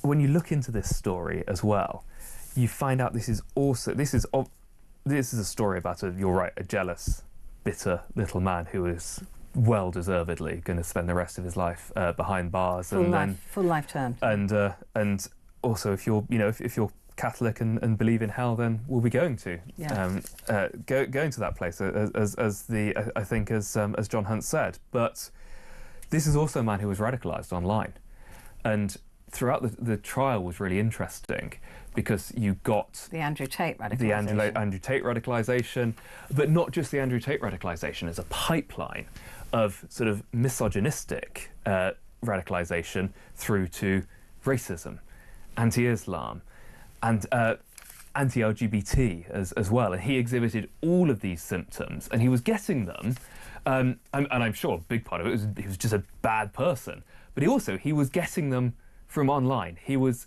being radicalised from the point where he was just, your common or garden horrible guy to a killer. And let's talk about another word here. What about terrorist? Right? This is a man who clearly has political ideas about the domination of men and over women, and likely a lot of, according to the evidence, about race as well. And he used violence to impose those ideas on people. How is that not terrorism? It's an interesting question because at the moment there's a real decision, it seems, to not call things terrorism when we can clearly see that that is indeed what they are. Yeah. But I agree with you. This is definitely he by all intents and purposes, been radicalised. The whole thing, and he wanted to inflict terror on these women and forward his idea of misogyny. Yeah, that's terrorism. And he's not the only one either. Just the week before this trial started, the report came out. The Guardian have been tracking incidents of violence against women in the UK since Sarah Everard, when we got the promise from Priti Patel that this was the crackdown, right? And violence against women in so many different indicators has just increased since then. This is not even the first or most recent, the first in recent years sort of dramatic terrorist-style attack against women. We've had a number of these where young men have gone and killed women who they're very close to, their mothers, a lot of the time. And there was a number of high-profile examples of that. So this is what the Guardian called it, an epidemic of violence, and I think epidemic of violence is the right word, where you have young men being radicalized in misogynistic ideas, which lead to more far-right ideas online, and executing those ideas through violence against women close to them. And it seems that we just sort of treat these as, you know, random different things rather than one whole problem. If we were talking about Islamic extremism here, we would be talking about Islamic extremism, and we'd be talking about terrorism, and we'd be talking about it as one whole problem. Yeah, we would. But because these guys are worshipping Andrew Tate rather than worshipping Allah, or, well, probably not Allah, but ISIS. whichever, you know, ISIS or Mullah that has taken an extreme form of it, we don't call it terrorism, we don't look at it in the round, we don't consider it a sort of social level problem. And as a result, more women die, and more women, I think, will die if we don't get to grips with this problem. But there just seems to be this whole idea that it's okay, that somehow it's just women in a way. But, you know, isn't that the message that politicians are giving to young men right now? Yeah. I mean, you know, the embrace of Donald Trump. I can't remember the last time that it was mentioned that Donald Trump is an adjudicated rapist and sexual offender. And the judge actually did make very clear that if it was a criminal trial, it would have been rape. And it's just because it was a civil matter, it wasn't called rape. So that should be the tagline. Well, that has strengthened boys in America to go around now with wearing T-shirts saying "Your body, my choice." Exactly. I mean, it gives succor to these people. It strengthens their beliefs in. I mean, some of the vile things that are happening in America at the moment. I mean, the word female and woman have now been banned from all federal buildings. I mean, how is that possible? Going in the UK, I think that's why I've been have been quite critical of Keir Starmer for his kind of embrace of Trump, because when you invite Trump, right? Let's take an example the state visit. You invite Trump on the state visit. What message does that send to women? You know, it's okay to be a rapist. Because as long as you're powerful, as long as you're rich and powerful, you can be a rapist and you can sit down for tea with the king. You can ride in the gold carriage. You can be given all of those honours. But we're a country that constantly holds our noses, aren't we? When we want to, with China, for example, and the human rights issues there, which are many-fold and well known, but we will hold our nose and we'll play nice. And you know, if the more money you've got, the worse you can behave. Ask Elon Musk. Well, quite. I remember quite a while ago now, working on a bill in Parliament that became known as the genocide law, that would have limited trading to any country that was plausibly found to have be committing a genocide. The UK wouldn't be able to sign trade agreements with them, and this was cross-party. I think it was. Had support from Ian Duncan Smith on one side, and then I think Andrew Donis on the other. Money comes into it. And it can't afford to. Nowhere with any of the parties. No, of course not. Because you can be as bad as you want as long as you've got the cash to follow through. Yeah. It's as simple as that. Quick break. Back in a sec.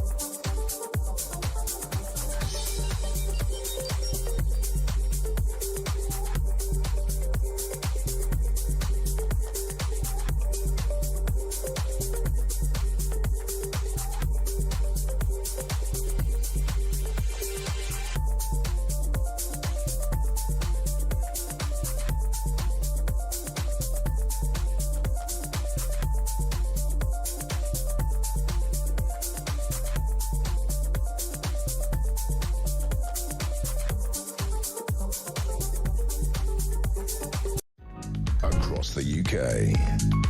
On DAB+, on your smart speaker, on your smart TV, and on your side. This is Talk.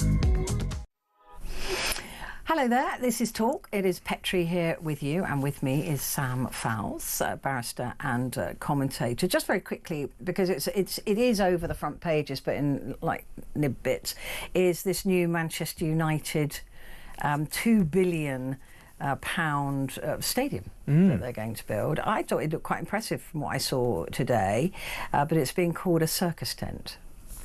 I think that's a bit mean, actually. I think it looks very nice. It's Lord Frost, isn't it? Yeah. On the other hand, though, I mean, Old Trafford is just such a historic stadium. I remember going there on a school trip when I was a kid, and it's not big enough, though, is it? It is. It's the biggest stadium in the country. Yeah, but it's still they want to make this really impressive. Yeah, and let's hope that is, in an ideal world, this all goes right and it regenerates another part of Manchester, brings really a lot cool. of money in. And they're saying it'll only take 5 years. So 15 years then. Now, another story that I wanted to talk to you about is what's happening to Tesla stock, and that the President of the United States of America has asked his MAGA followers to go and buy a Tesla.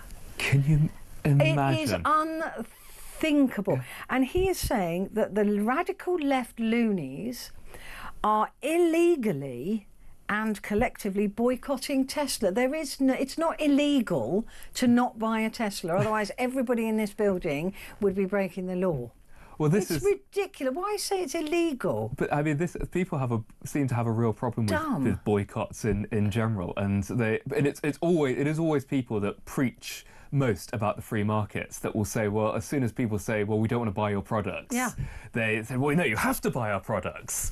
But the corruption here is staggering. I mean, I was just thinking about an equivalent. Can you imagine if Joe Biden had stood outside the White House as Trump is doing here and said, right, guys, I'm going to buy some stock in Berkshire Hathaway, or George Soros's fund. Yeah.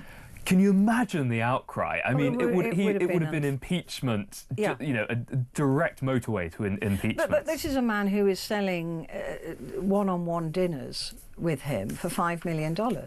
Donald Trump in Mar-a-Lago is saying, you pay me $5 million, you get a one-on-one dinner. I mean, I think a number of our prime ministers did that. It was just cheaper. It's just, you could get it for $1 million. No, but still, it's just so bent, isn't it? It really is. It is. To see someone, and it is historic, that using the office of the president to... There's a picture of a Tesla outside the White House. Yeah, and he says it's very clearly that he's using all the accoutrement of the president to benefit not just a private company, but the private company of his largest donor as well. You're getting into just kleptocracy territory here as well. But also the other worrying thing is that my understanding is that Trump's just agreed to Starlink running flights in America to run the, not the FAA, but the air traffic control. Right. Which means that Elon Musk at any point could just switch it off if he had a bad day. Which he has done with Starlink as well in other countries. In Ukraine as well. And this is it's a frightening concentration of power actually into the hands of one man. And you've got Elon Musk is able to control a significant portion of public debate. Twitter is the global town square, and he is able to decide which tweets get pushed up, which get boosted, which get suppressed. Exert an enormous amount of control over that. He's now being given control over increasing amounts of the US state, and indeed the US government. This is this is Russia in 1990, right? This is the oligarchs taking control of a sovereign state. Huge, great big chunks of the US. It is quite extraordinary. And the other thing is that so they both think they're brilliant businessmen, right? But Okay, let's just break this down. Republicans are largely, they voted with Trump because of the whole climate change nonsense. They don't believe in electric cars. They don't believe. Why are you going to hack off your Democratic voters in the way that you have? Because they're the ones that were buying Teslas. Not the Republican rednecks who want their big diesel burning, petrol burning, trucks. They don't want to buy. They're not going to go and buy Teslas. And also in these red states that he's urging to go out and buy a Tesla, they're not cheap, and they can't afford them. But I think it's not about that. It's not about that level of rationality, is it? Because Trump knows that Musk can misinform millions, arguably, of voters through promoting misinformation on his social media platform. But this so it doesn't need pathetic. to be logical. This looks pathetic. It looks pathetic. It looks corrupt. And it also, can we just take a moment to mention how horrendously ugly that Tesla Cybertruck is? It looks like a skip. It does look like a skip. And I've seen somebody sort of breaking it apart with their bare hands. It's not even a very good, well built. It's just rubbish. I mean, I think if you're not going to boycott Elon Musk because he's a terrible person and a threat to world freedom and democracy, just boycott it because it looks horrible. Boycott it because the cars are rubbish. I wonder if Trump actually paid for it, and I wonder if he's actually ever going to drive it. Does Trump pay for anything? No. I mean, isn't that's his sort of MO? Is just avoiding paying for things. Yeah, he says that buying a Model S from the billionaire's company. He said that people are trying to hurt Elon. It's interesting what you say about is he going to drive it though, because he said he's not going to drive it because the president can't drive cars. I'm not sure that stopped Biden, actually. There was a lot of pictures of Biden driving cars, but apparently President Trump can't drive cars. But that implies, he should be able to drive a car after 4 years, because then his term ends and he can't run again. So is he suggesting he's going to... Am I reading too much into that? No, saying I'm never going to drive it? He said on the campaign trail, if you vote for me, you will never have to vote again. He did, yeah. He said it. And one thing that I'm learning with Trump is that he didn't lie. He said he was going to do what he's done. It's just that it is far more horrendous than anybody thought it was going to be. Well, there's that old saying, isn't it? When people tell you who they are, believe them. Yeah. And the other story on the front of the Telegraph is global stock markets in meltdown as Trump tariff war takes hold. So this is affecting the whole world. The US president's escalating trade war brought volatility across Wall Street as America's S&P 500 fell by as much as 1.5% before rebounding later. Markets, I mean, this is the problem. They're going to they don't like uncertainty. No, markets don't like uncertainty. They don't like it. Investors don't like uncertainty. And in a way, you have to sort of feel for, people like Mark Carney, people like Keir Starmer, who have, set their store out in saying, well, we're going to turn our country's economy around. Yeah. And then suddenly the global economy is driven by sort of the economic equivalent of a clown car. It's so difficult for them. The creating growth has become infinitesimally more difficult in the past few months. Well, we're still waiting as well for what he's calling reciprocal tariffs to go on Europe and anybody who adds VAT or anything to their products, and that'll be, I think, 2nd of April. He said he didn't want to do it on April the 1st. Because of the... It might suit him to do it on April, given that his MO with tariffs so far seems to be to promise them and then the same day remove them. April 1st is a sort of good excuse for that, isn't it? He could say, well, here's my tariffs. April Fools. Yes, exactly. No tariffs here. Here we go. We've got the information here. Current and former presidents and vice presidents are not allowed to operate motor vehicles on the open road. Wow.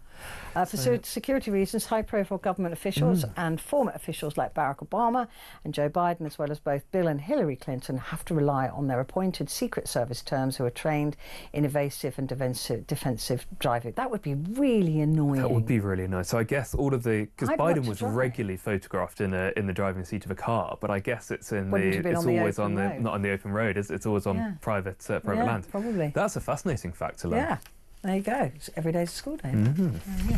Let's have a right, we've got 1 minute. Plan to cut thousands more civil service jobs. A radical blueprint for reforming the state is being drawn up by government officials, including a crackdown on quangos. Hasn't Keir Starmer just started 25 quangos in the last month? Has he? Yeah, something like that. Yeah. But yeah, so they're going to cut some jobs. That's a good thing, isn't it? Well, it always is, until the economy crashes again. It's all very well to say, oh, the solution to everything is cutting jobs, but this is. I mean, I feel like I'm in 2011 again. This is exactly what Cameron and Osborne said they were going to do in 2011, and then either didn't do it or it didn't work, or they found out it didn't work and had to reverse course. So I am sure there are efficiencies to be found in the civil service, but sort of thinking as Labour seem to be that just cutting people's jobs is going to be the well, as cure long as for they all don't do it ills. the way that Musk has done it. But it says here they've called it Project Chainsaw. The project's nickname is an explicit reference to Elon Musk wielding of a chainsaw. I mean, are they children? Yeah, Anyway. it's just so childish, It's isn't pathetic. Sam, thank you very much indeed. There's lots of very pathetic men out there, it would appear, but there you go. Not you, obviously, but Appreciate that. Thank you very much Thanks for having indeed. me. Sam Fowles there, barrister and a commentator. Right, coming up, it's between you and me now. So if you can, pay attention. And the reason I'm saying that is because we're talking about ADHD. Now, is this a real thing? Or are people being overdiagnosed with ADHD? Look, it would take 8 years to get through the number of adults that are currently waiting for a diagnosis. I want to hear from you if a diagnosis has completely changed your life. It's completely changed the way you live your life. Why do you want a diagnosis? What does a diagnosis give you? And what is it really like to live with severe ADHD? Because I'm looking down the list here and I can tick almost every single box on that list because I get bored easily. So I want to know from you, is that what it is? Give me a call. I look forward to talking to you in just a moment.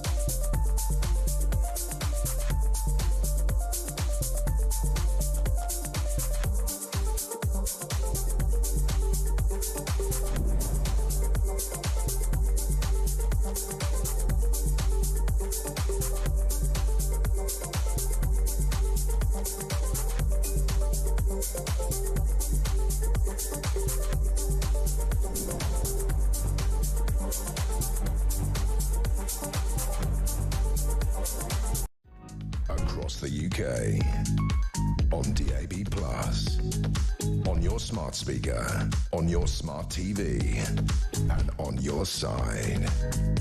This is Talk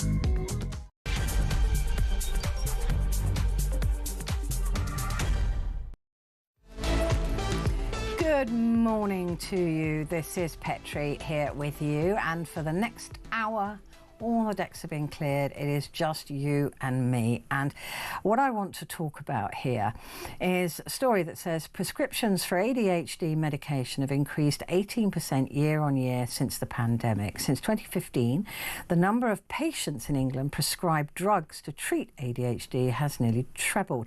And research suggests it would take 8 years to assess all of the adults currently on a waiting list. So I want to hear from you if you are on a waiting list for a diagnosis of ADHD and why that matters to you and why you think you have ADHD and why you think that a diagnosis would change anything. And maybe you're somebody who's already been through that. Because look, I've had a look at the list of symptoms. They include impulsiveness, disorganisation, poor time management skills, difficulty focusing, and restlessness. So I can tick quite a few of those boxes. I am disorganised. I have very poor time management skills. If I haven't got a deadline, I don't do anything. I'm hopeless. I can't focus on boring things. I don't think anybody can focus on boring things. And I get restless, particularly when I'm bored. So do I just have a boredom threshold that's very low, or could I have ADHD? Well, I guess that if I went to a practitioner and said, I think I've got ADHD, you're starting from that principle, aren't you? You're starting from the point of almost a positive self-diagnosis. So anything you're going to say during that session is just it's confirmation bias in a way, right? You know, or do you find, Petrie, do you find that when you watch a film, you have to also be looking at your phone? Yeah, I do. If it's boring, yeah, I do. So it's just confirmation bias. Just confirms what I already believe if I believed I have ADHD. And I don't believe I have ADHD. I just believe that I have a very low boredom threshold. I'm not very tolerant with boring people. I'm not very tolerant with boring situations. You know, I can't be bothered. Cannot be bothered. But does that mean I've got ADHD? Well, I think that if I went forward with it to get a diagnosis of ADHD with the symptoms that I'm telling you about my life, I probably would be diagnosed with ADHD. But does that mean I have it or not? And what difference does it make to have that diagnosis? Now, I'm no doubt that there are people with severe ADHD. I don't know what that feels like. I don't know what that looks like, who will need medicine to calm their minds. But for everybody else, is it really? Do you really believe you have ADHD? And what is it like to live with the ADHD you believe you've got? I think that's what I want to find out, is what impact does this ADHD have on your life? Attention deficit hyperactivity disorder. So give me a call. I really genuinely would love to hear from you. I'm not saying it doesn't exist.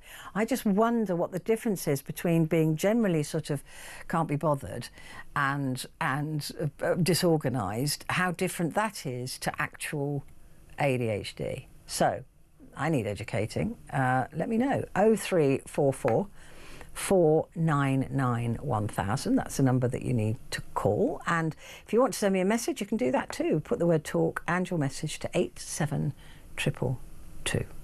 Rachel is on the line from Liverpool. Good morning, Rachel. Oh, good morning, Petrie. Hi. Hi. What is this with ADHD? I've been thinking about this, and I think about this with bipolar, because labels, we need, like, I think I spoke to you actually the first time I come on last week, and it's kind of like we have to put labels, we have to put things in a box in order to sort of help people. I understand that, but I really do believe that some people might be worse. I do believe that some people will need medication, but I think it'll be the very few, but they don't realise it, and nor do the doctors. Like, I have such high respect for the doctors, but I just think people are so intriguing. There's so many aspects to a person. It's like the whole behaviour can come out in different ways on different areas of your life. Your perspective changes quite a lot. And I think that brings that, and people are probably sick. If you feel a bit like, oh, I'd feel a bit different, maybe they think that they're looking for sort of a confirmation that it's something. In order, that means we can fix it if it's something. But maybe this 8-year waiting list could be a time to have talking therapy while they're waiting, and then maybe when they get to the 8 years, they won't need it. Maybe they just need a good talk and realise that everyone is a little bit messed up and everyone's got the opportunity to do what they want with their life. Listen, I am absolutely in step with you on that. That I do think that people are seeking for a reason that perhaps they haven't been as successful. It can't be my fault, right? It has to be something, has to be an external factor or a factor that I couldn't control. And you know, I'm a bit weird at parties. I mean, my best friend will say to me, the only time I literally hate you is at a party, because I cannot be bothered to talk to people I don't know. Mm-hmm. I don't want to have small talk. I don't want to. I find it so boring that I can't even make myself do it. It's just like, oh, come on. What do you do for a living? Where do you... Oh, God, here we go. Yeah. So, you know, and some people could say, well, that is definitely a trait of ADD or ADHD, right? Because, oh, really? Yeah, because it's just like you can't... You get restless in these situations. I'm constantly looking for an escape route. I don't want to be there. And so, but that, I think, is just a quirk of mine. Yeah, well, I mean, I've definitely got that quirk too, to be honest, Petrie, yeah. We're all a little bit odd, aren't we? Yeah. Generally, we've all got our quirks and our tics and our likes and our dislikes. It doesn't mean it's a medical condition. Yeah, I mean, me 10 years ago would be a bit different to that. I used to love all the small talk and everything, but my perspective's changed so much in life. I even used to be, and I'll put my hands up, a little bit judgmental on people. Not everyone, and not in a bad way. I've always been kind, but say, just like, oh gosh, how can they do that? But you don't know what's going on in people's lives. Like, but the perspective from then to now, now I'm just sort of looking for true, real meaning. But you don't know what the person next to you, what their perspective is, could be completely different. Exactly. Yeah, and we're all just looking. We all just want to be happy and feel comfortable, don't we? But why is there this drive for labels? I don't know how old you are, but I certainly know that in my youth we were trying to get rid of labels. You know, you weren't a gay teacher, you were just a teacher. You weren't a black lawyer, you were just a lawyer. We were stripping those labels. We were trying to get rid of those labels, and now everybody wants a blooming label. I just can't stand labels. I'm 37 now, but labels, no, I've never, I can't. The only thing that I'm understanding on is where, like, doctors will, because some people do, a lot of people will need medication and stuff, so they're going to have to put people in different boxes. So it's not ADHD, it's just that's how they put people with that behaviour, who has that behaviour quite a lot. But there's such a spectrum, isn't there? How do they know that, you know, I mean, everybody, but by nature of it being a spectrum, everybody's on the spectrum, right? Because you're either at the very beginning of it or the very end of it or somewhere in the middle. But so when people say, oh, I'm on the spectrum, you go, well, everybody, it's a spectrum. That's the whole point of the spectrum. We're all on it. It's not there. But why? It's not really there, is it? It's not. No. I think people, because you say people searching for logic, because it's a mad world. You could go, who am I? Well, who am I? And I never stop. And where does the universe start? Where does it stop? If you go into all those crazy questions, then not crazy, but you know those questions. I've thought about that since I was a little girl. So if you're thinking that broad, I know it can be a bit frightening. So I think people are just, maybe it's just fear, and they're just like, I need to know my place. And maybe it comes from too logical, kind of, or maybe it comes from a place of not having any control on the world that we're in, and so getting a label will hopefully give you, or you would imagine would give you some control. But do you know many people who claim to have ADHD or indeed do have it? Oh yeah. I mean, my brother, he's on the waiting list. He's trying to get told he's got ADHD. I don't believe he has. About 10 years ago, I had a loss of someone close. But anyway, I ended up speaking to the doctor about, I felt a little bit down. And then I said to them, I do believe people can do whatever they want. I mean, I could be a Prime Minister. But I didn't actually mean it, but I was just kind of saying. And they tried to sort of get me on the bipolar thing. And I was like, no, I'm just saying that's how I think. So then my brother heard it, and then he went and said he had bipolar. And now he's on lithium and all, a big bag of medication. He never has any of it. And now he's waiting to, because he's sick. I think he's just like, he's not, he wants to feel safe, he's not comfortable. He's the type of person who used to be afraid of the dark when he was little. And do you know that? I don't know, I just think people are so different. But if we speak, maybe if we just speak more from like completely open. Yeah, that's bizarre though with your brother like that. I mean, it could. I mean, maybe it just makes him feel special. It's an excuse, or it makes him special. Mm-hmm.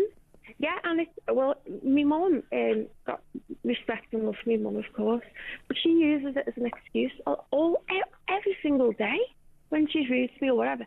Every single day, and it's like, you know what? Do you just want me to do? And they're all right, they're fine. And I know there's so many people who do need it, but these are just, and my mum has this medication and goes, oh, it gives me energy. And I'm like, you should never have medication for energy. And that's it now. But like that, she doesn't, I'm not saying like that's a bad thing, but I don't think she just sees it the way I do. It's like, once some of that medication's in you, you can't get rid of it, and then you need more for it to work. Yeah, just to feel normal. Yeah, and I wonder if this kind of thing is just a reflection of people not coping.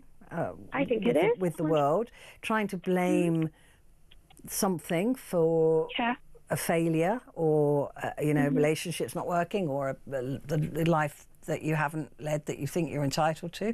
So it must, like I said at the beginning, it must be something else's fault. Yeah, it's a blame, or it's a crutch to lean on if they're afraid. It's like, it all comes based from fear, I kind of think. And I know they say, like, there's fear and there's love, but if you think deeply, that's kind of what it is. But by the way, I just want to say, Petrie, when I very first seen you on, like last year, I was watching with my son, and it come up that your birthday was 17th of September, and I said, I told you I like it, because that's my birthday. It isn't. You're joking. Yeah, and I said to my son's 16 now, and I went, I think that lady's a little bit psychic. Now, I won't go into that with you because you're on air, but I just got the feeling, and then just thought that you've you think very wide with what you do, like you've got a big outlook, you listen to everyone's opinion, you're so fair, you know what I mean? But I went, I told you I like you. That is amazing. Well, make sure if I'm working on the day, you give me a call so we can wish each other happy birthday. But do call me before then as well, because I love talking to you, Rachel. See, both Virgos, both very cool. Thank you so much. You take care. Lovely to talk to you. Say my love to your boy. Right, time for a quick break. I'll be back in just a moment.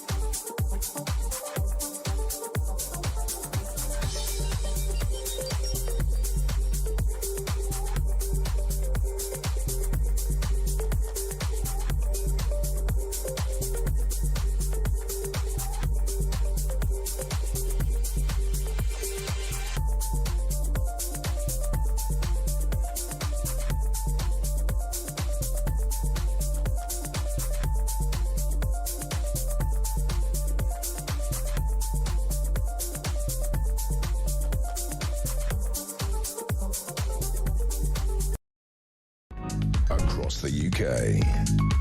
On DAB+, on your smart speaker, on your smart TV, and on your side.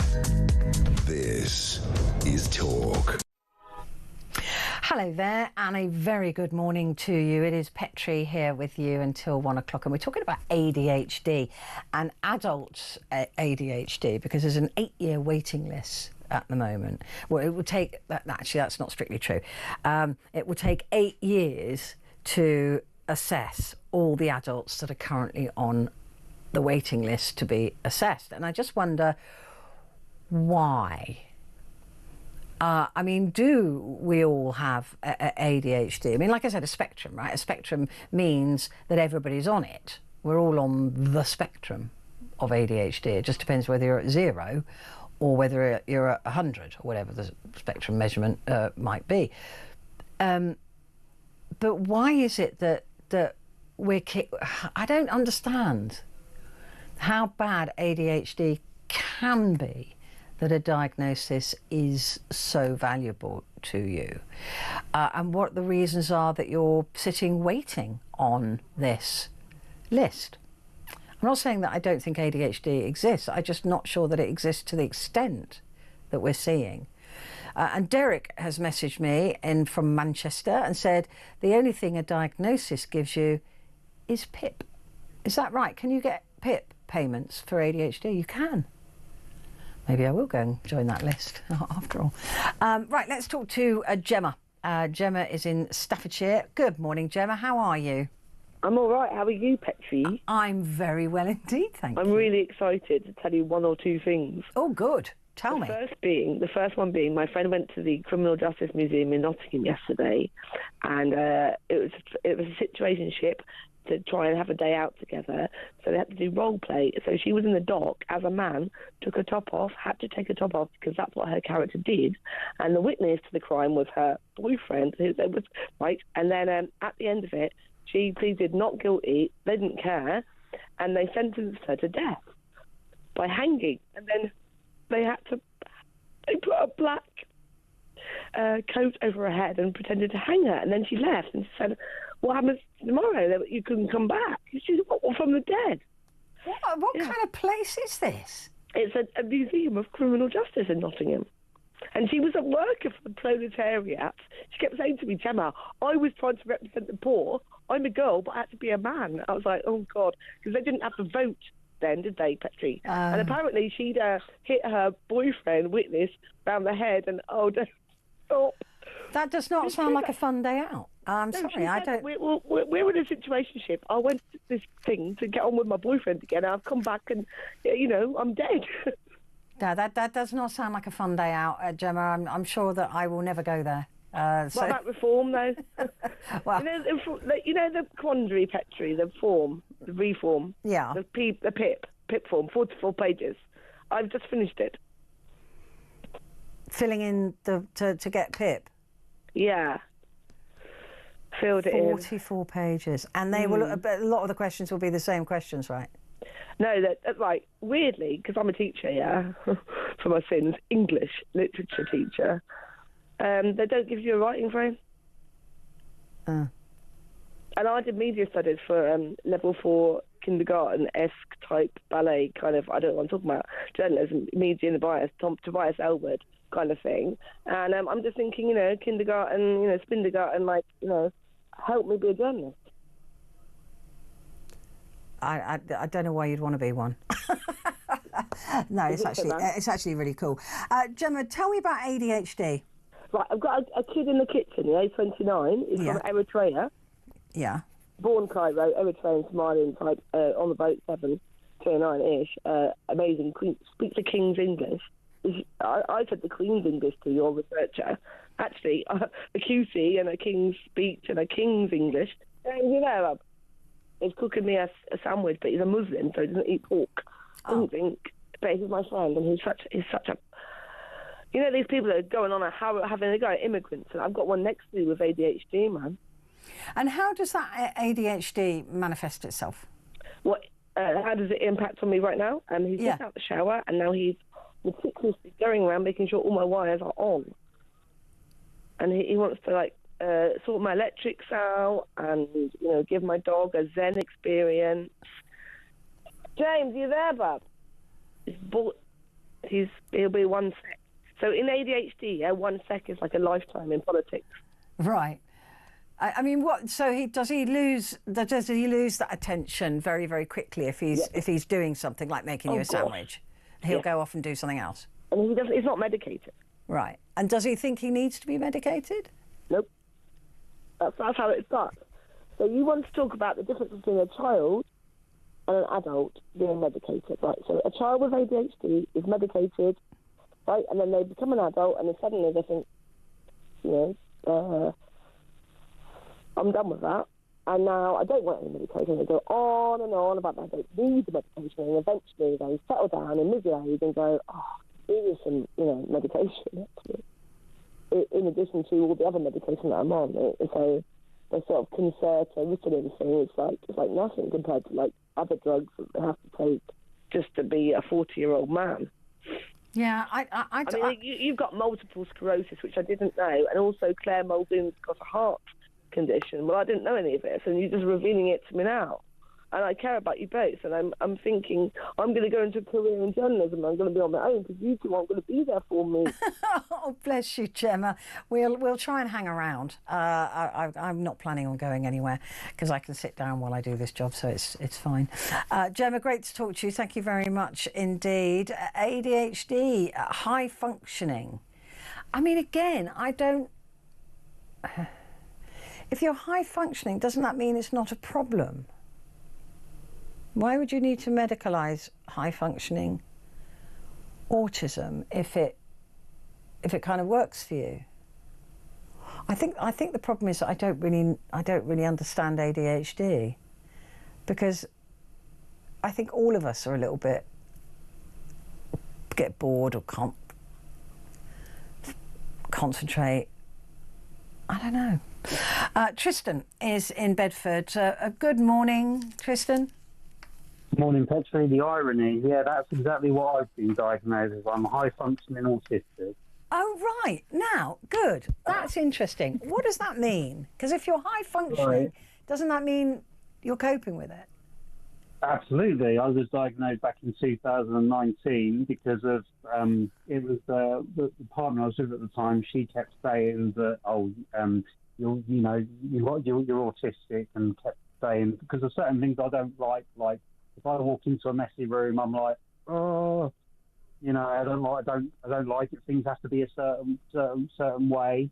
And what I did was I spoke to my my GP, who I knew so well, who helped diagnose my Crohn's, and he done a number of tests, and he goes, I think you're high functioning autistic. What would you want to do about it? And I said, well, I don't want any medication for it, because I don't want to become dependent on medication. So I've sort of just got used to it, really. So how does it manifest itself? I mean, I listen, I'm a minimalist at home. I don't like an untidy room. I can't sit and watch the television if the room's messy. I have to have everything in a certain way. Yeah. But that is just because it calms me, and I think that's normal.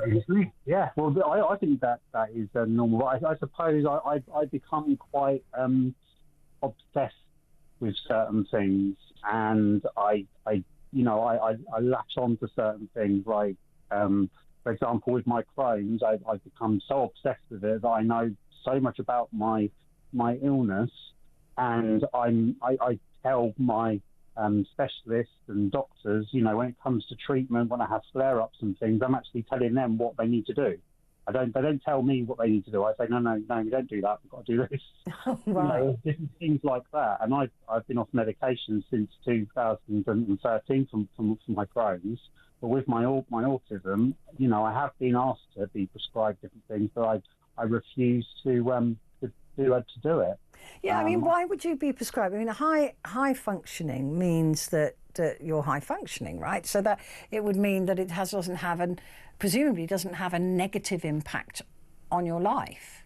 No, I mean, I suppose the thing is you take things a lot. I take things a lot more carefully. But I mean, when I have in the past, when I sat in on a couple of groups with people who have autism, and their autism was very different to mine, and some people just they were so quiet. They couldn't. They were not sure about certain things, and then they were saying, like this person was saying, when they had a power cut, they wanted to eat the wires because they did not. They didn't like it that they were in a power cut. Now to me that sounds absolutely crazy, but to them it seemed like the right thing to do. I think it comes. I think in myself, I think it comes down to actually how you actually deal with it yourself and break it down yourself. And I think and you can presumably learn to a degree, not just to live with it, but find ways around. Absolutely. The problems that you've got, and that is what I would imagine would turn somebody into high functioning. That you've been able to find coping mechanisms to get around problems that your ADHD may have presented you with, but that intelligence to think around it in a way and create different ways of dealing with it. Yeah, but I think a lot of people now, as you said previously, people are obsessed with labels. Yeah. I have Crohn's. I don't talk to a random person or someone I work with. Oh yeah, I'm Tristan. I've got Crohn's. Yeah. I don't do that because that would just be weird. It would just be weird. Yeah. If someone says something about Crohn's, then I will say, oh well, I've got Crohn's. Yeah. And then they will say, how do you deal with it? And then that's how you then will express bring the conversation further to that. But I'm not going to go up to a random person and say that. And the problem is you're right. People do say, I'm such and such, and I've got this, like you said about a black lawyer, or I'm someone and I've got ADHD. And the thing is, people like to have these labels. And I don't mean to sound harsh, but I think it's that sort of victim mentality, so people can look at that person in that identity, so they can say that person has got that. That's why they've got that problem. They can't cope with life because of that problem, and all that kind of stuff. And I think, and also, it's an excuse, I would imagine, sometimes for poor behaviour, or for not doing your job properly, or whatever. And then going, "Oh, I'm sorry, mate, I've got ADHD." I mean, it's exactly. I mean, the thing is, I filled out the HIP years ago when I had some really bad issues with my Crohn's. This was before COVID, and when they came round and saw me, he goes, "Oh, you're too fit, and you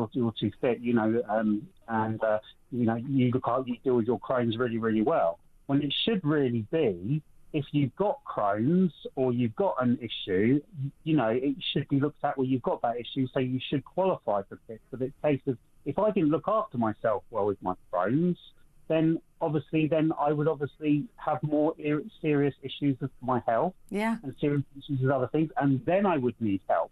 But because of, I have a full-time job and all the other things, they're like, oh, you don't need any help.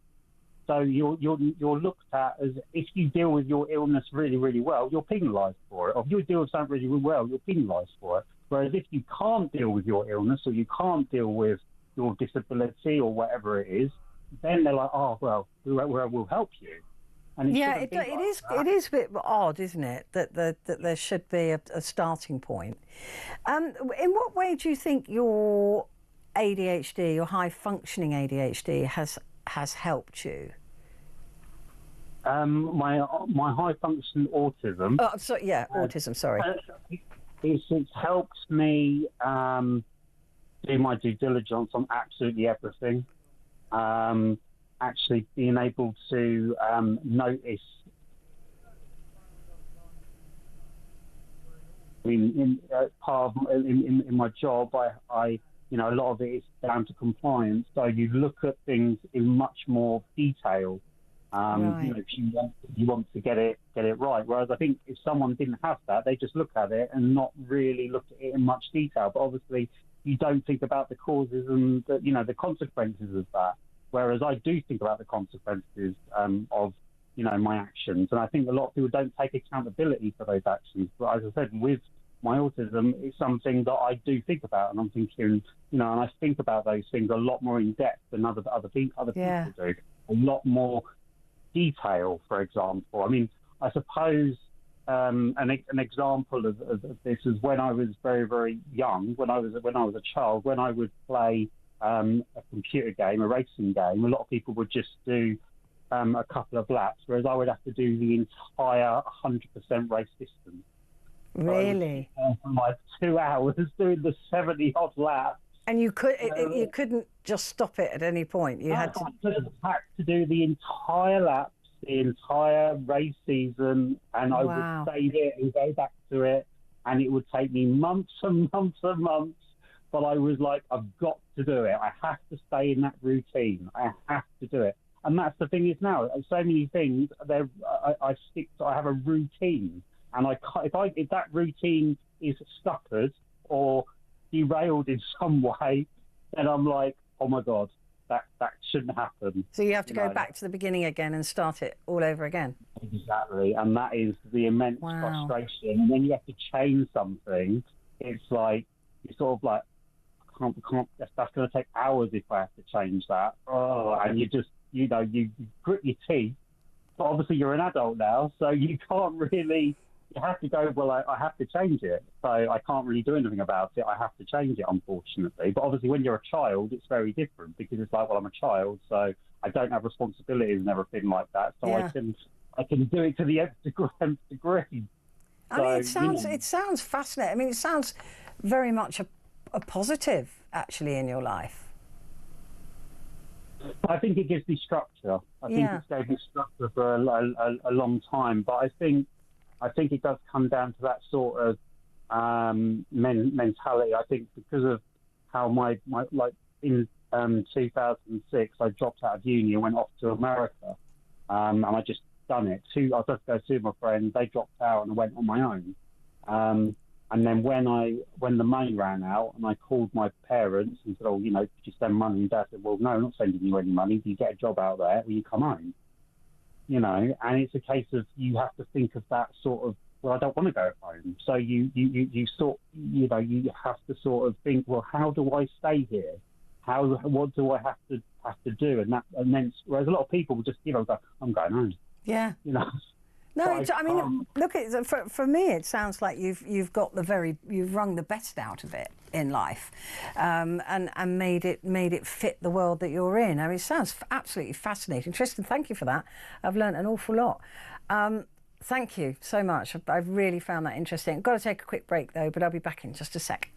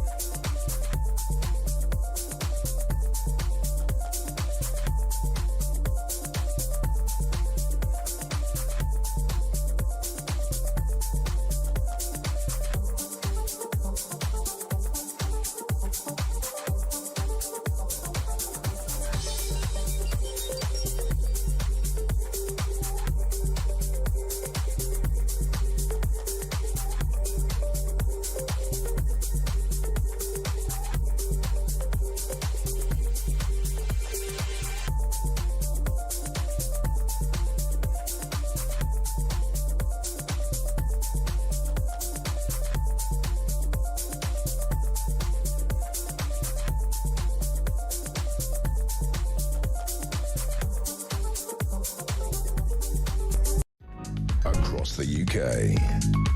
On DAB+, on your smart speaker, on your smart TV, and on your side. This is Talk. Hi there, good morning to you. This is Talk, and it is Petrie here with you, and this is your opportunity to talk back. And I am talking this morning about ADHD, because the number of people taking ADHD medication is at a record high. Since 2015, the number of patients in England prescribed drugs to treat ADHD has nearly trebled. And it would take 8 years to assess all of those adults who are currently on a waiting list for that assessment. So I'm just wondering, do more of us have ADHD? Are we just more aware of it? Or are we overdiagnosing it? And I don't know. I think at the moment we seem to be very keen to sort of medicalise relatively normal behaviour. I mean, it is ridiculous to me that a lot of very, like, teenage as a new thing about basically having a stroppy teenager is now a mental health condition. It's like, it may feel like that, but they're just stroppy teenagers, argumentative and refusing to do what you tell them to do. Yeah, that's just a teenager, and that's now become a thing. That's an ism now. So I just and I do think that a lot of people who are being told that they have a mental health issue, a lot of that is just normal, horrible. Life is just not joyful all the time. It isn't, and I think a lot of people don't know how to cope with that, and therefore think they have depression. Or I'm not saying that depression doesn't exist, because I know it does, because I've had it, but it is. I think we're trying to medicalise everything, and the only winners in that are the drugs companies, frankly. Sarah is in Liverpool. Good morning, Sarah. How are you? Good morning, Petrie. I'm fine, thank you. How are you? I'm very well indeed, actually. Good. I'm glad we're both in the right place. ADHD. Well, I think at the moment we've got, what we're looking at is a mix of all three that you mentioned. People who've had it and they've got it's been a pattern since childhood. Say somebody like Billy Connolly. He's a classic example of ADHD when he got diagnosed when he was an adult, but the pattern was there from when he was a kid. We've got that. We've also got some psychiatrists and psychologists who are a bit overzealous, who like to not over-prescribe, but also over-diagnose, yeah, I should say. Because that can happen, because I do know of somebody, I will name no names, but this person, they didn't have that pattern when they were a kid, but all of a sudden they have ADHD. And I was talking to one of their family, and they said that diagnosis isn't right, but that's certainly not ADHD, because their family they know about ADHD and anyone on the autistic spectrum, because they work with young adults who've got it. I said, that's wrong. That's definitely not the pattern. It's not fitting X at all. This is wrong. And they're popping Ritalin like Smarties. This isn't right. This is just not right. But when you've got somebody who's saying, oh, but it can't be that. No, you're wrong, and the doctor says they're right. And you go, hang on a minute, how about a second opinion? That's what this person's family said. Whether they get the second opinion is another thing. The other thing is that we've got to think about as well as the over-labelling of people is, especially with the younger ones now, the ones who've come up since the smartphone generation, when they were a tot, they had a tablet or a smartphone shoved in their little mitts and told to watch it, because the evidence is coming through now that it does rewire the brain, because people say, oh, well, anybody who was born before the smartphone, they were shoved in front of the telly watching Bugs Bunny. A big difference. Bugs Bunny, 4 frames a second. A smartphone animation is 120 frames a second, the same frequency as one-armed bandits go. And you go, one's addictive, that one, TV isn't.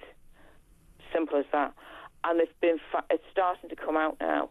But a lot of the the little tots who are going into clinic, maybe for something totally unrelated, and they're going, I know a few people who work in paediatrics, and they say, that's wrong. That is wrong. Get that phone away from the child. So they can't concentrate. Scream and shout like someone who's got ADHD. Yeah, because and I can see that makes perfect sense what you're saying, because it would be a case then of that they're not able to just to sit with themselves. That's it. One of my favourite things was to put, when I was about 11 years old, I had a massive cardboard box that I cut the front out of and pretended I was on television for my brothers when I was very, very young. And that was fun for me. I mean, you can't imagine kids sitting in a cardboard box for 8 hours, boring the pants off their siblings now. But I think that they need more stimulation, don't they, constantly? So they fidget. The kids are so... I know kids who have genuinely got ADHD and are on the spectrum. In fact, in my time, I've worked with a lot of adults who are undiagnosed but on the spectrum, either with autism or ADHD. Believe you me, you get a lot of them in science and engineering. And so I know the difference between a kid who's definitely got ADHD because of the pattern and somebody who's just been given a label by a psychiatrist or a psychologist. And with a lot of kids now, because they've been so used to being, on the go, always being stimulated, that causes more problems then with the brain, because if you overstimulate the brain, the dopamine levels are absolutely and utterly sky high, which is wrong for a kid. They've got it. For anybody, really, you can't have it all the time, otherwise you wear it out and you might end up getting Parkinson's if you're not careful. So you've got to be allowed to be bored, be allowed to chill. And a lot of the kids these days, between stimulation with the smartphones, stimulations with devices, games and all the rest of it, and then work, and never away from a screen because of schoolwork and you've got to do well in exams. All of that toxic mix put in, that's where you have all the problems. And it's sifting out those sounds awful saying genuine, those who've definitely got ADHD and it's not caused by a smartphone or too much stimulation, and those who have not, put it that way. And it's going to we are heading up for trouble if we do not sort this out and limit kids having these devices. And parents have got to allow their kids to be bored. They've got to allow them to play. I played with cardboard boxes. It's a time-honoured tradition. Kids leave the toys and play with the boxes. Yeah. Let them do it. And I heard, and it's so sad, this was must be about 15, 16 years ago. I know somebody, who lives somewhere in the UK, and they were talking about their kids and how their kids were making up stories surrounding stuff that they'd watched on kids' TV, and the characters were there, and they were going. And I said, well, that's great. That's what everyone used to do, Mr. Men or Bugs Bunny, whatever it was. And he went, oh, but you shouldn't be doing that. And I said, that is normal. How would you think somebody like J.K. Rowling managed to exercise their imagination in order to become a writer, or any other writer? That's how they start. They get their imagination. Yeah, you've got to allow kids to be bored, because that's the only way they use their imagination. That's it. Because if they're constantly being, driven to a ballet class or to a football game, or, busy, then they never sit in their own company. They never sit with themselves. And I think that is something, certainly kids in our generation, we had no choice but to do. There wasn't television all day. There wasn't, there wasn't things to do. You had to find something to entertain yourself, and that was it. Or your mum made you do work in the house. That's right. If my mum ever thought I was bored, then you'd have to go and do the washing up. So you're always pretending to be at least not bored. And she used to say to me, only boring people get bored. So it was kind of like, no, I'm busy, Mum. Yeah, I'm drawing or I'm doing something. A great call, Sarah, as ever. I absolutely agree with every single point you've made. I think it's very, very valuable comments there. Quick break, back in a sec.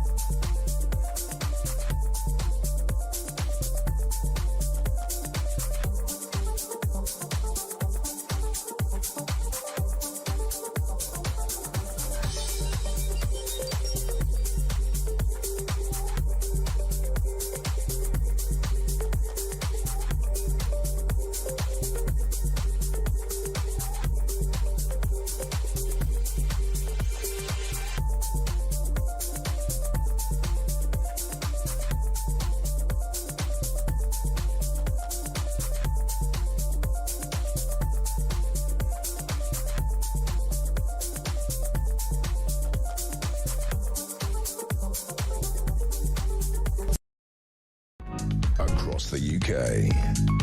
On DAB+, on your smart speaker, on your smart TV, and on your side. This is Talk. Hello there, good morning. It's Petrie here with you, and we're talking ADHD and what it's like as an adult to live with ADHD, and is it being over-prescribed? Jeff is in Middlesbrough. Hello, good morning. Hiya, Petrie. Listen, I don't want to get on anybody's back or anything, right? But to me, this PIP thing's been oversubscribed by thousands of people who shouldn't be getting it. There's a lady down the road from me, right? She's totally blind, in a wheelchair. I see her because I used to do shopping for her during the COVID pandemic. She has PIP, and all her money that she has for PIP goes towards her care package in her house. Yeah. Do you know what I mean? Every single penny that she gets from PIP. The council, because I know her quite well, I talk to her a lot. She gets a letter from the local authority, every month to say, this is your statement and this is what you need to pay. And all that money that she gets for PIP goes on her support package to enable her to have a better life in her own home, because she can't. And that's what it is intended for, right? Yeah, not for somebody who's. I'm not being disrespectful, right, but not somebody who's got a job who can get off the backside and work. They used to have disability work, what's it called again? Disability working benefit, I think. It was before DLA, it was DWA, Disability Working Allowance. I remember that. But this person, my friend down the road there, she's a genuine person who gets this benefit, and it goes on her. She didn't put it in her back pocket to go and spend it on big TVs or, go down to the pub with a load of cash in her pocket. All her money actually goes on her care package. Which is the intention of PIP. It is to make your living, because people who are working can get it if they need, reasonable adjustment, or they need help getting to work, or they need certain things. It's supposed to be spent on that. So do you think that ADHD people know how to fake it, if you like, and are going there and saying, I've got... Everybody seems to be bloody well having... Everybody seems to have that, that ADHD or, autism. It seems to be everywhere. My daughter's at school, right, and nearly everybody in her classroom, they say they've got autism, and I'm thinking... I was born I was at school in the 1970s, and I never seen any of this going on, Petrie, to be quite honest, right? We had badly behaved kids, right, in those years, but nobody was, nobody was diagnosed. And see, this is the thing: we know more about it now. There may have been children, in our past in schools that I used to have this friend whose nickname was Wasp. Because he used to stand in one position and move his arms around and going buzz and jumping up and down. So we called him Wasp, right? That was his nickname. I reckon now that would definitely be either an autism or an ADHD, but of course we just thought he was funny and just but he couldn't stand in one position. He would jump up and down the whole time. These days that would be diagnosed, but I wonder if we are over-diagnosing it. And when you hear that children who are diagnosed ADHD or with autism, their parents get more benefits to, then you can't help but wonder why parents want to have the... You understand? I hope that Rachel Reeves sorts it out and says, puts a line on this and says you can't apply for it, because obviously it's, at one time when people got disability living allowance, it was a genuine benefit for those who needed for a care package. But everybody I know seems to have a child who's got autism, or they've got ADHD. This seems to be everywhere. Or dyspraxia, all these new conditions are everywhere. Right? If you can get up and get a job and you got a car, you can get about, then you shouldn't be allowed to get PIP, because this is why the country is almost bankrupt. And people at school who have got genuine disabilities, they can't get a cent. There's a girl in my daughter's class who's visually impaired, and she is genuinely visually impaired because she uses magnifying glasses and low vision aids on her glasses to read stuff, and she's been fighting to get special equipment in her classroom, like a magnetron magnifier where she can actually see stuff on the screen, like a CCTV thing in her classroom, where you put a book in there and you can blow the screen up. And she's been trying to get a grant for that, to help in the classroom, and You know, the schools are struggling because everybody wants some kind of like extra help, and someone like her who's got a sensory disability, she needs, she's got a SENA, sensory education needs assistant, who comes in and helps her. But she actually, my daughter was saying she needs like a CCTV camera thing in the class where you put a book see, in that's wrong, isn't it? And councils at the moment are finding that with these diagnoses of ADHD and autism and things, because the councils are the ones that have to supply the special educational needs, right? They're going bankrupt. They can't afford it because so many children. Petrie, you know what I mean? Everybody wants a personal assistant, and I just think this is why they're having problems with it. I think if a person's got a genuine disability, they're with a hospital where they've got a consultant that can back their disability up, then they're the only ones, in my book, who should be getting pipped, not somebody who can get around in a car or move around. If you can move around, you don't need a support worker, or you don't need a care package, and you shouldn't be getting the benefit.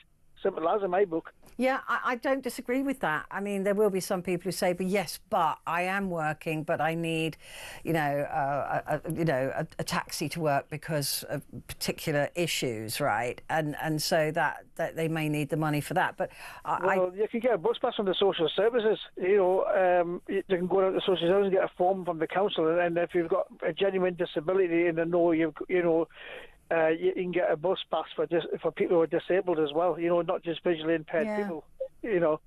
I can't argue with that, really. I agree with a lot of what you said there, Jeff. Thank you. Great call. Tonya, I think the last call goes to you in Exeter. Good morning. Hi there. Hi there. So, talk to me about ADHD. Okay, well, okay, well, I could say I've got it, but I'm diagnosed with other things, right? But I thought this, but at the same time, I don't believe in labels and I don't believe in ADHD, okay? So I've got all the symptoms of it, I've got everything, and I could, like, when you got, so if you say autism at one end of the spectrum, I as being totally focused, and you take ADHD as being the complete other end of the spectrum, being totally unfocused, okay, I'm unable to focus. Sorry, you call it boredom, but I never get bored. I've never been bored in my life. I'm always too much just going on. I can't even stop. I'm like too involved in everything, and totally unfocused because I'm trying to do 100 things at once, right? Right. So, but then I go to the other extreme where I'm totally focused, and I will be for hours and hours doing something so focused in it that I won't go to the toilet. I'll be wetting myself. I won't eat. I won't drink, and I will literally be dehydrated. I can't.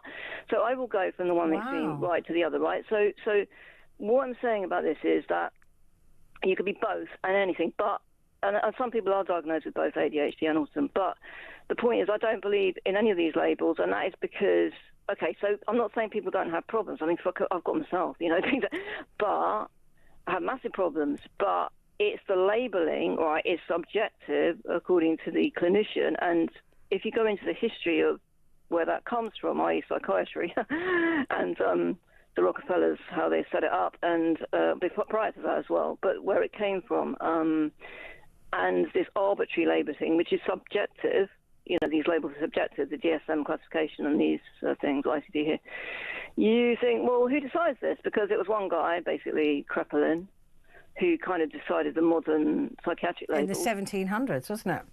Yeah, I love what you're saying. I really do.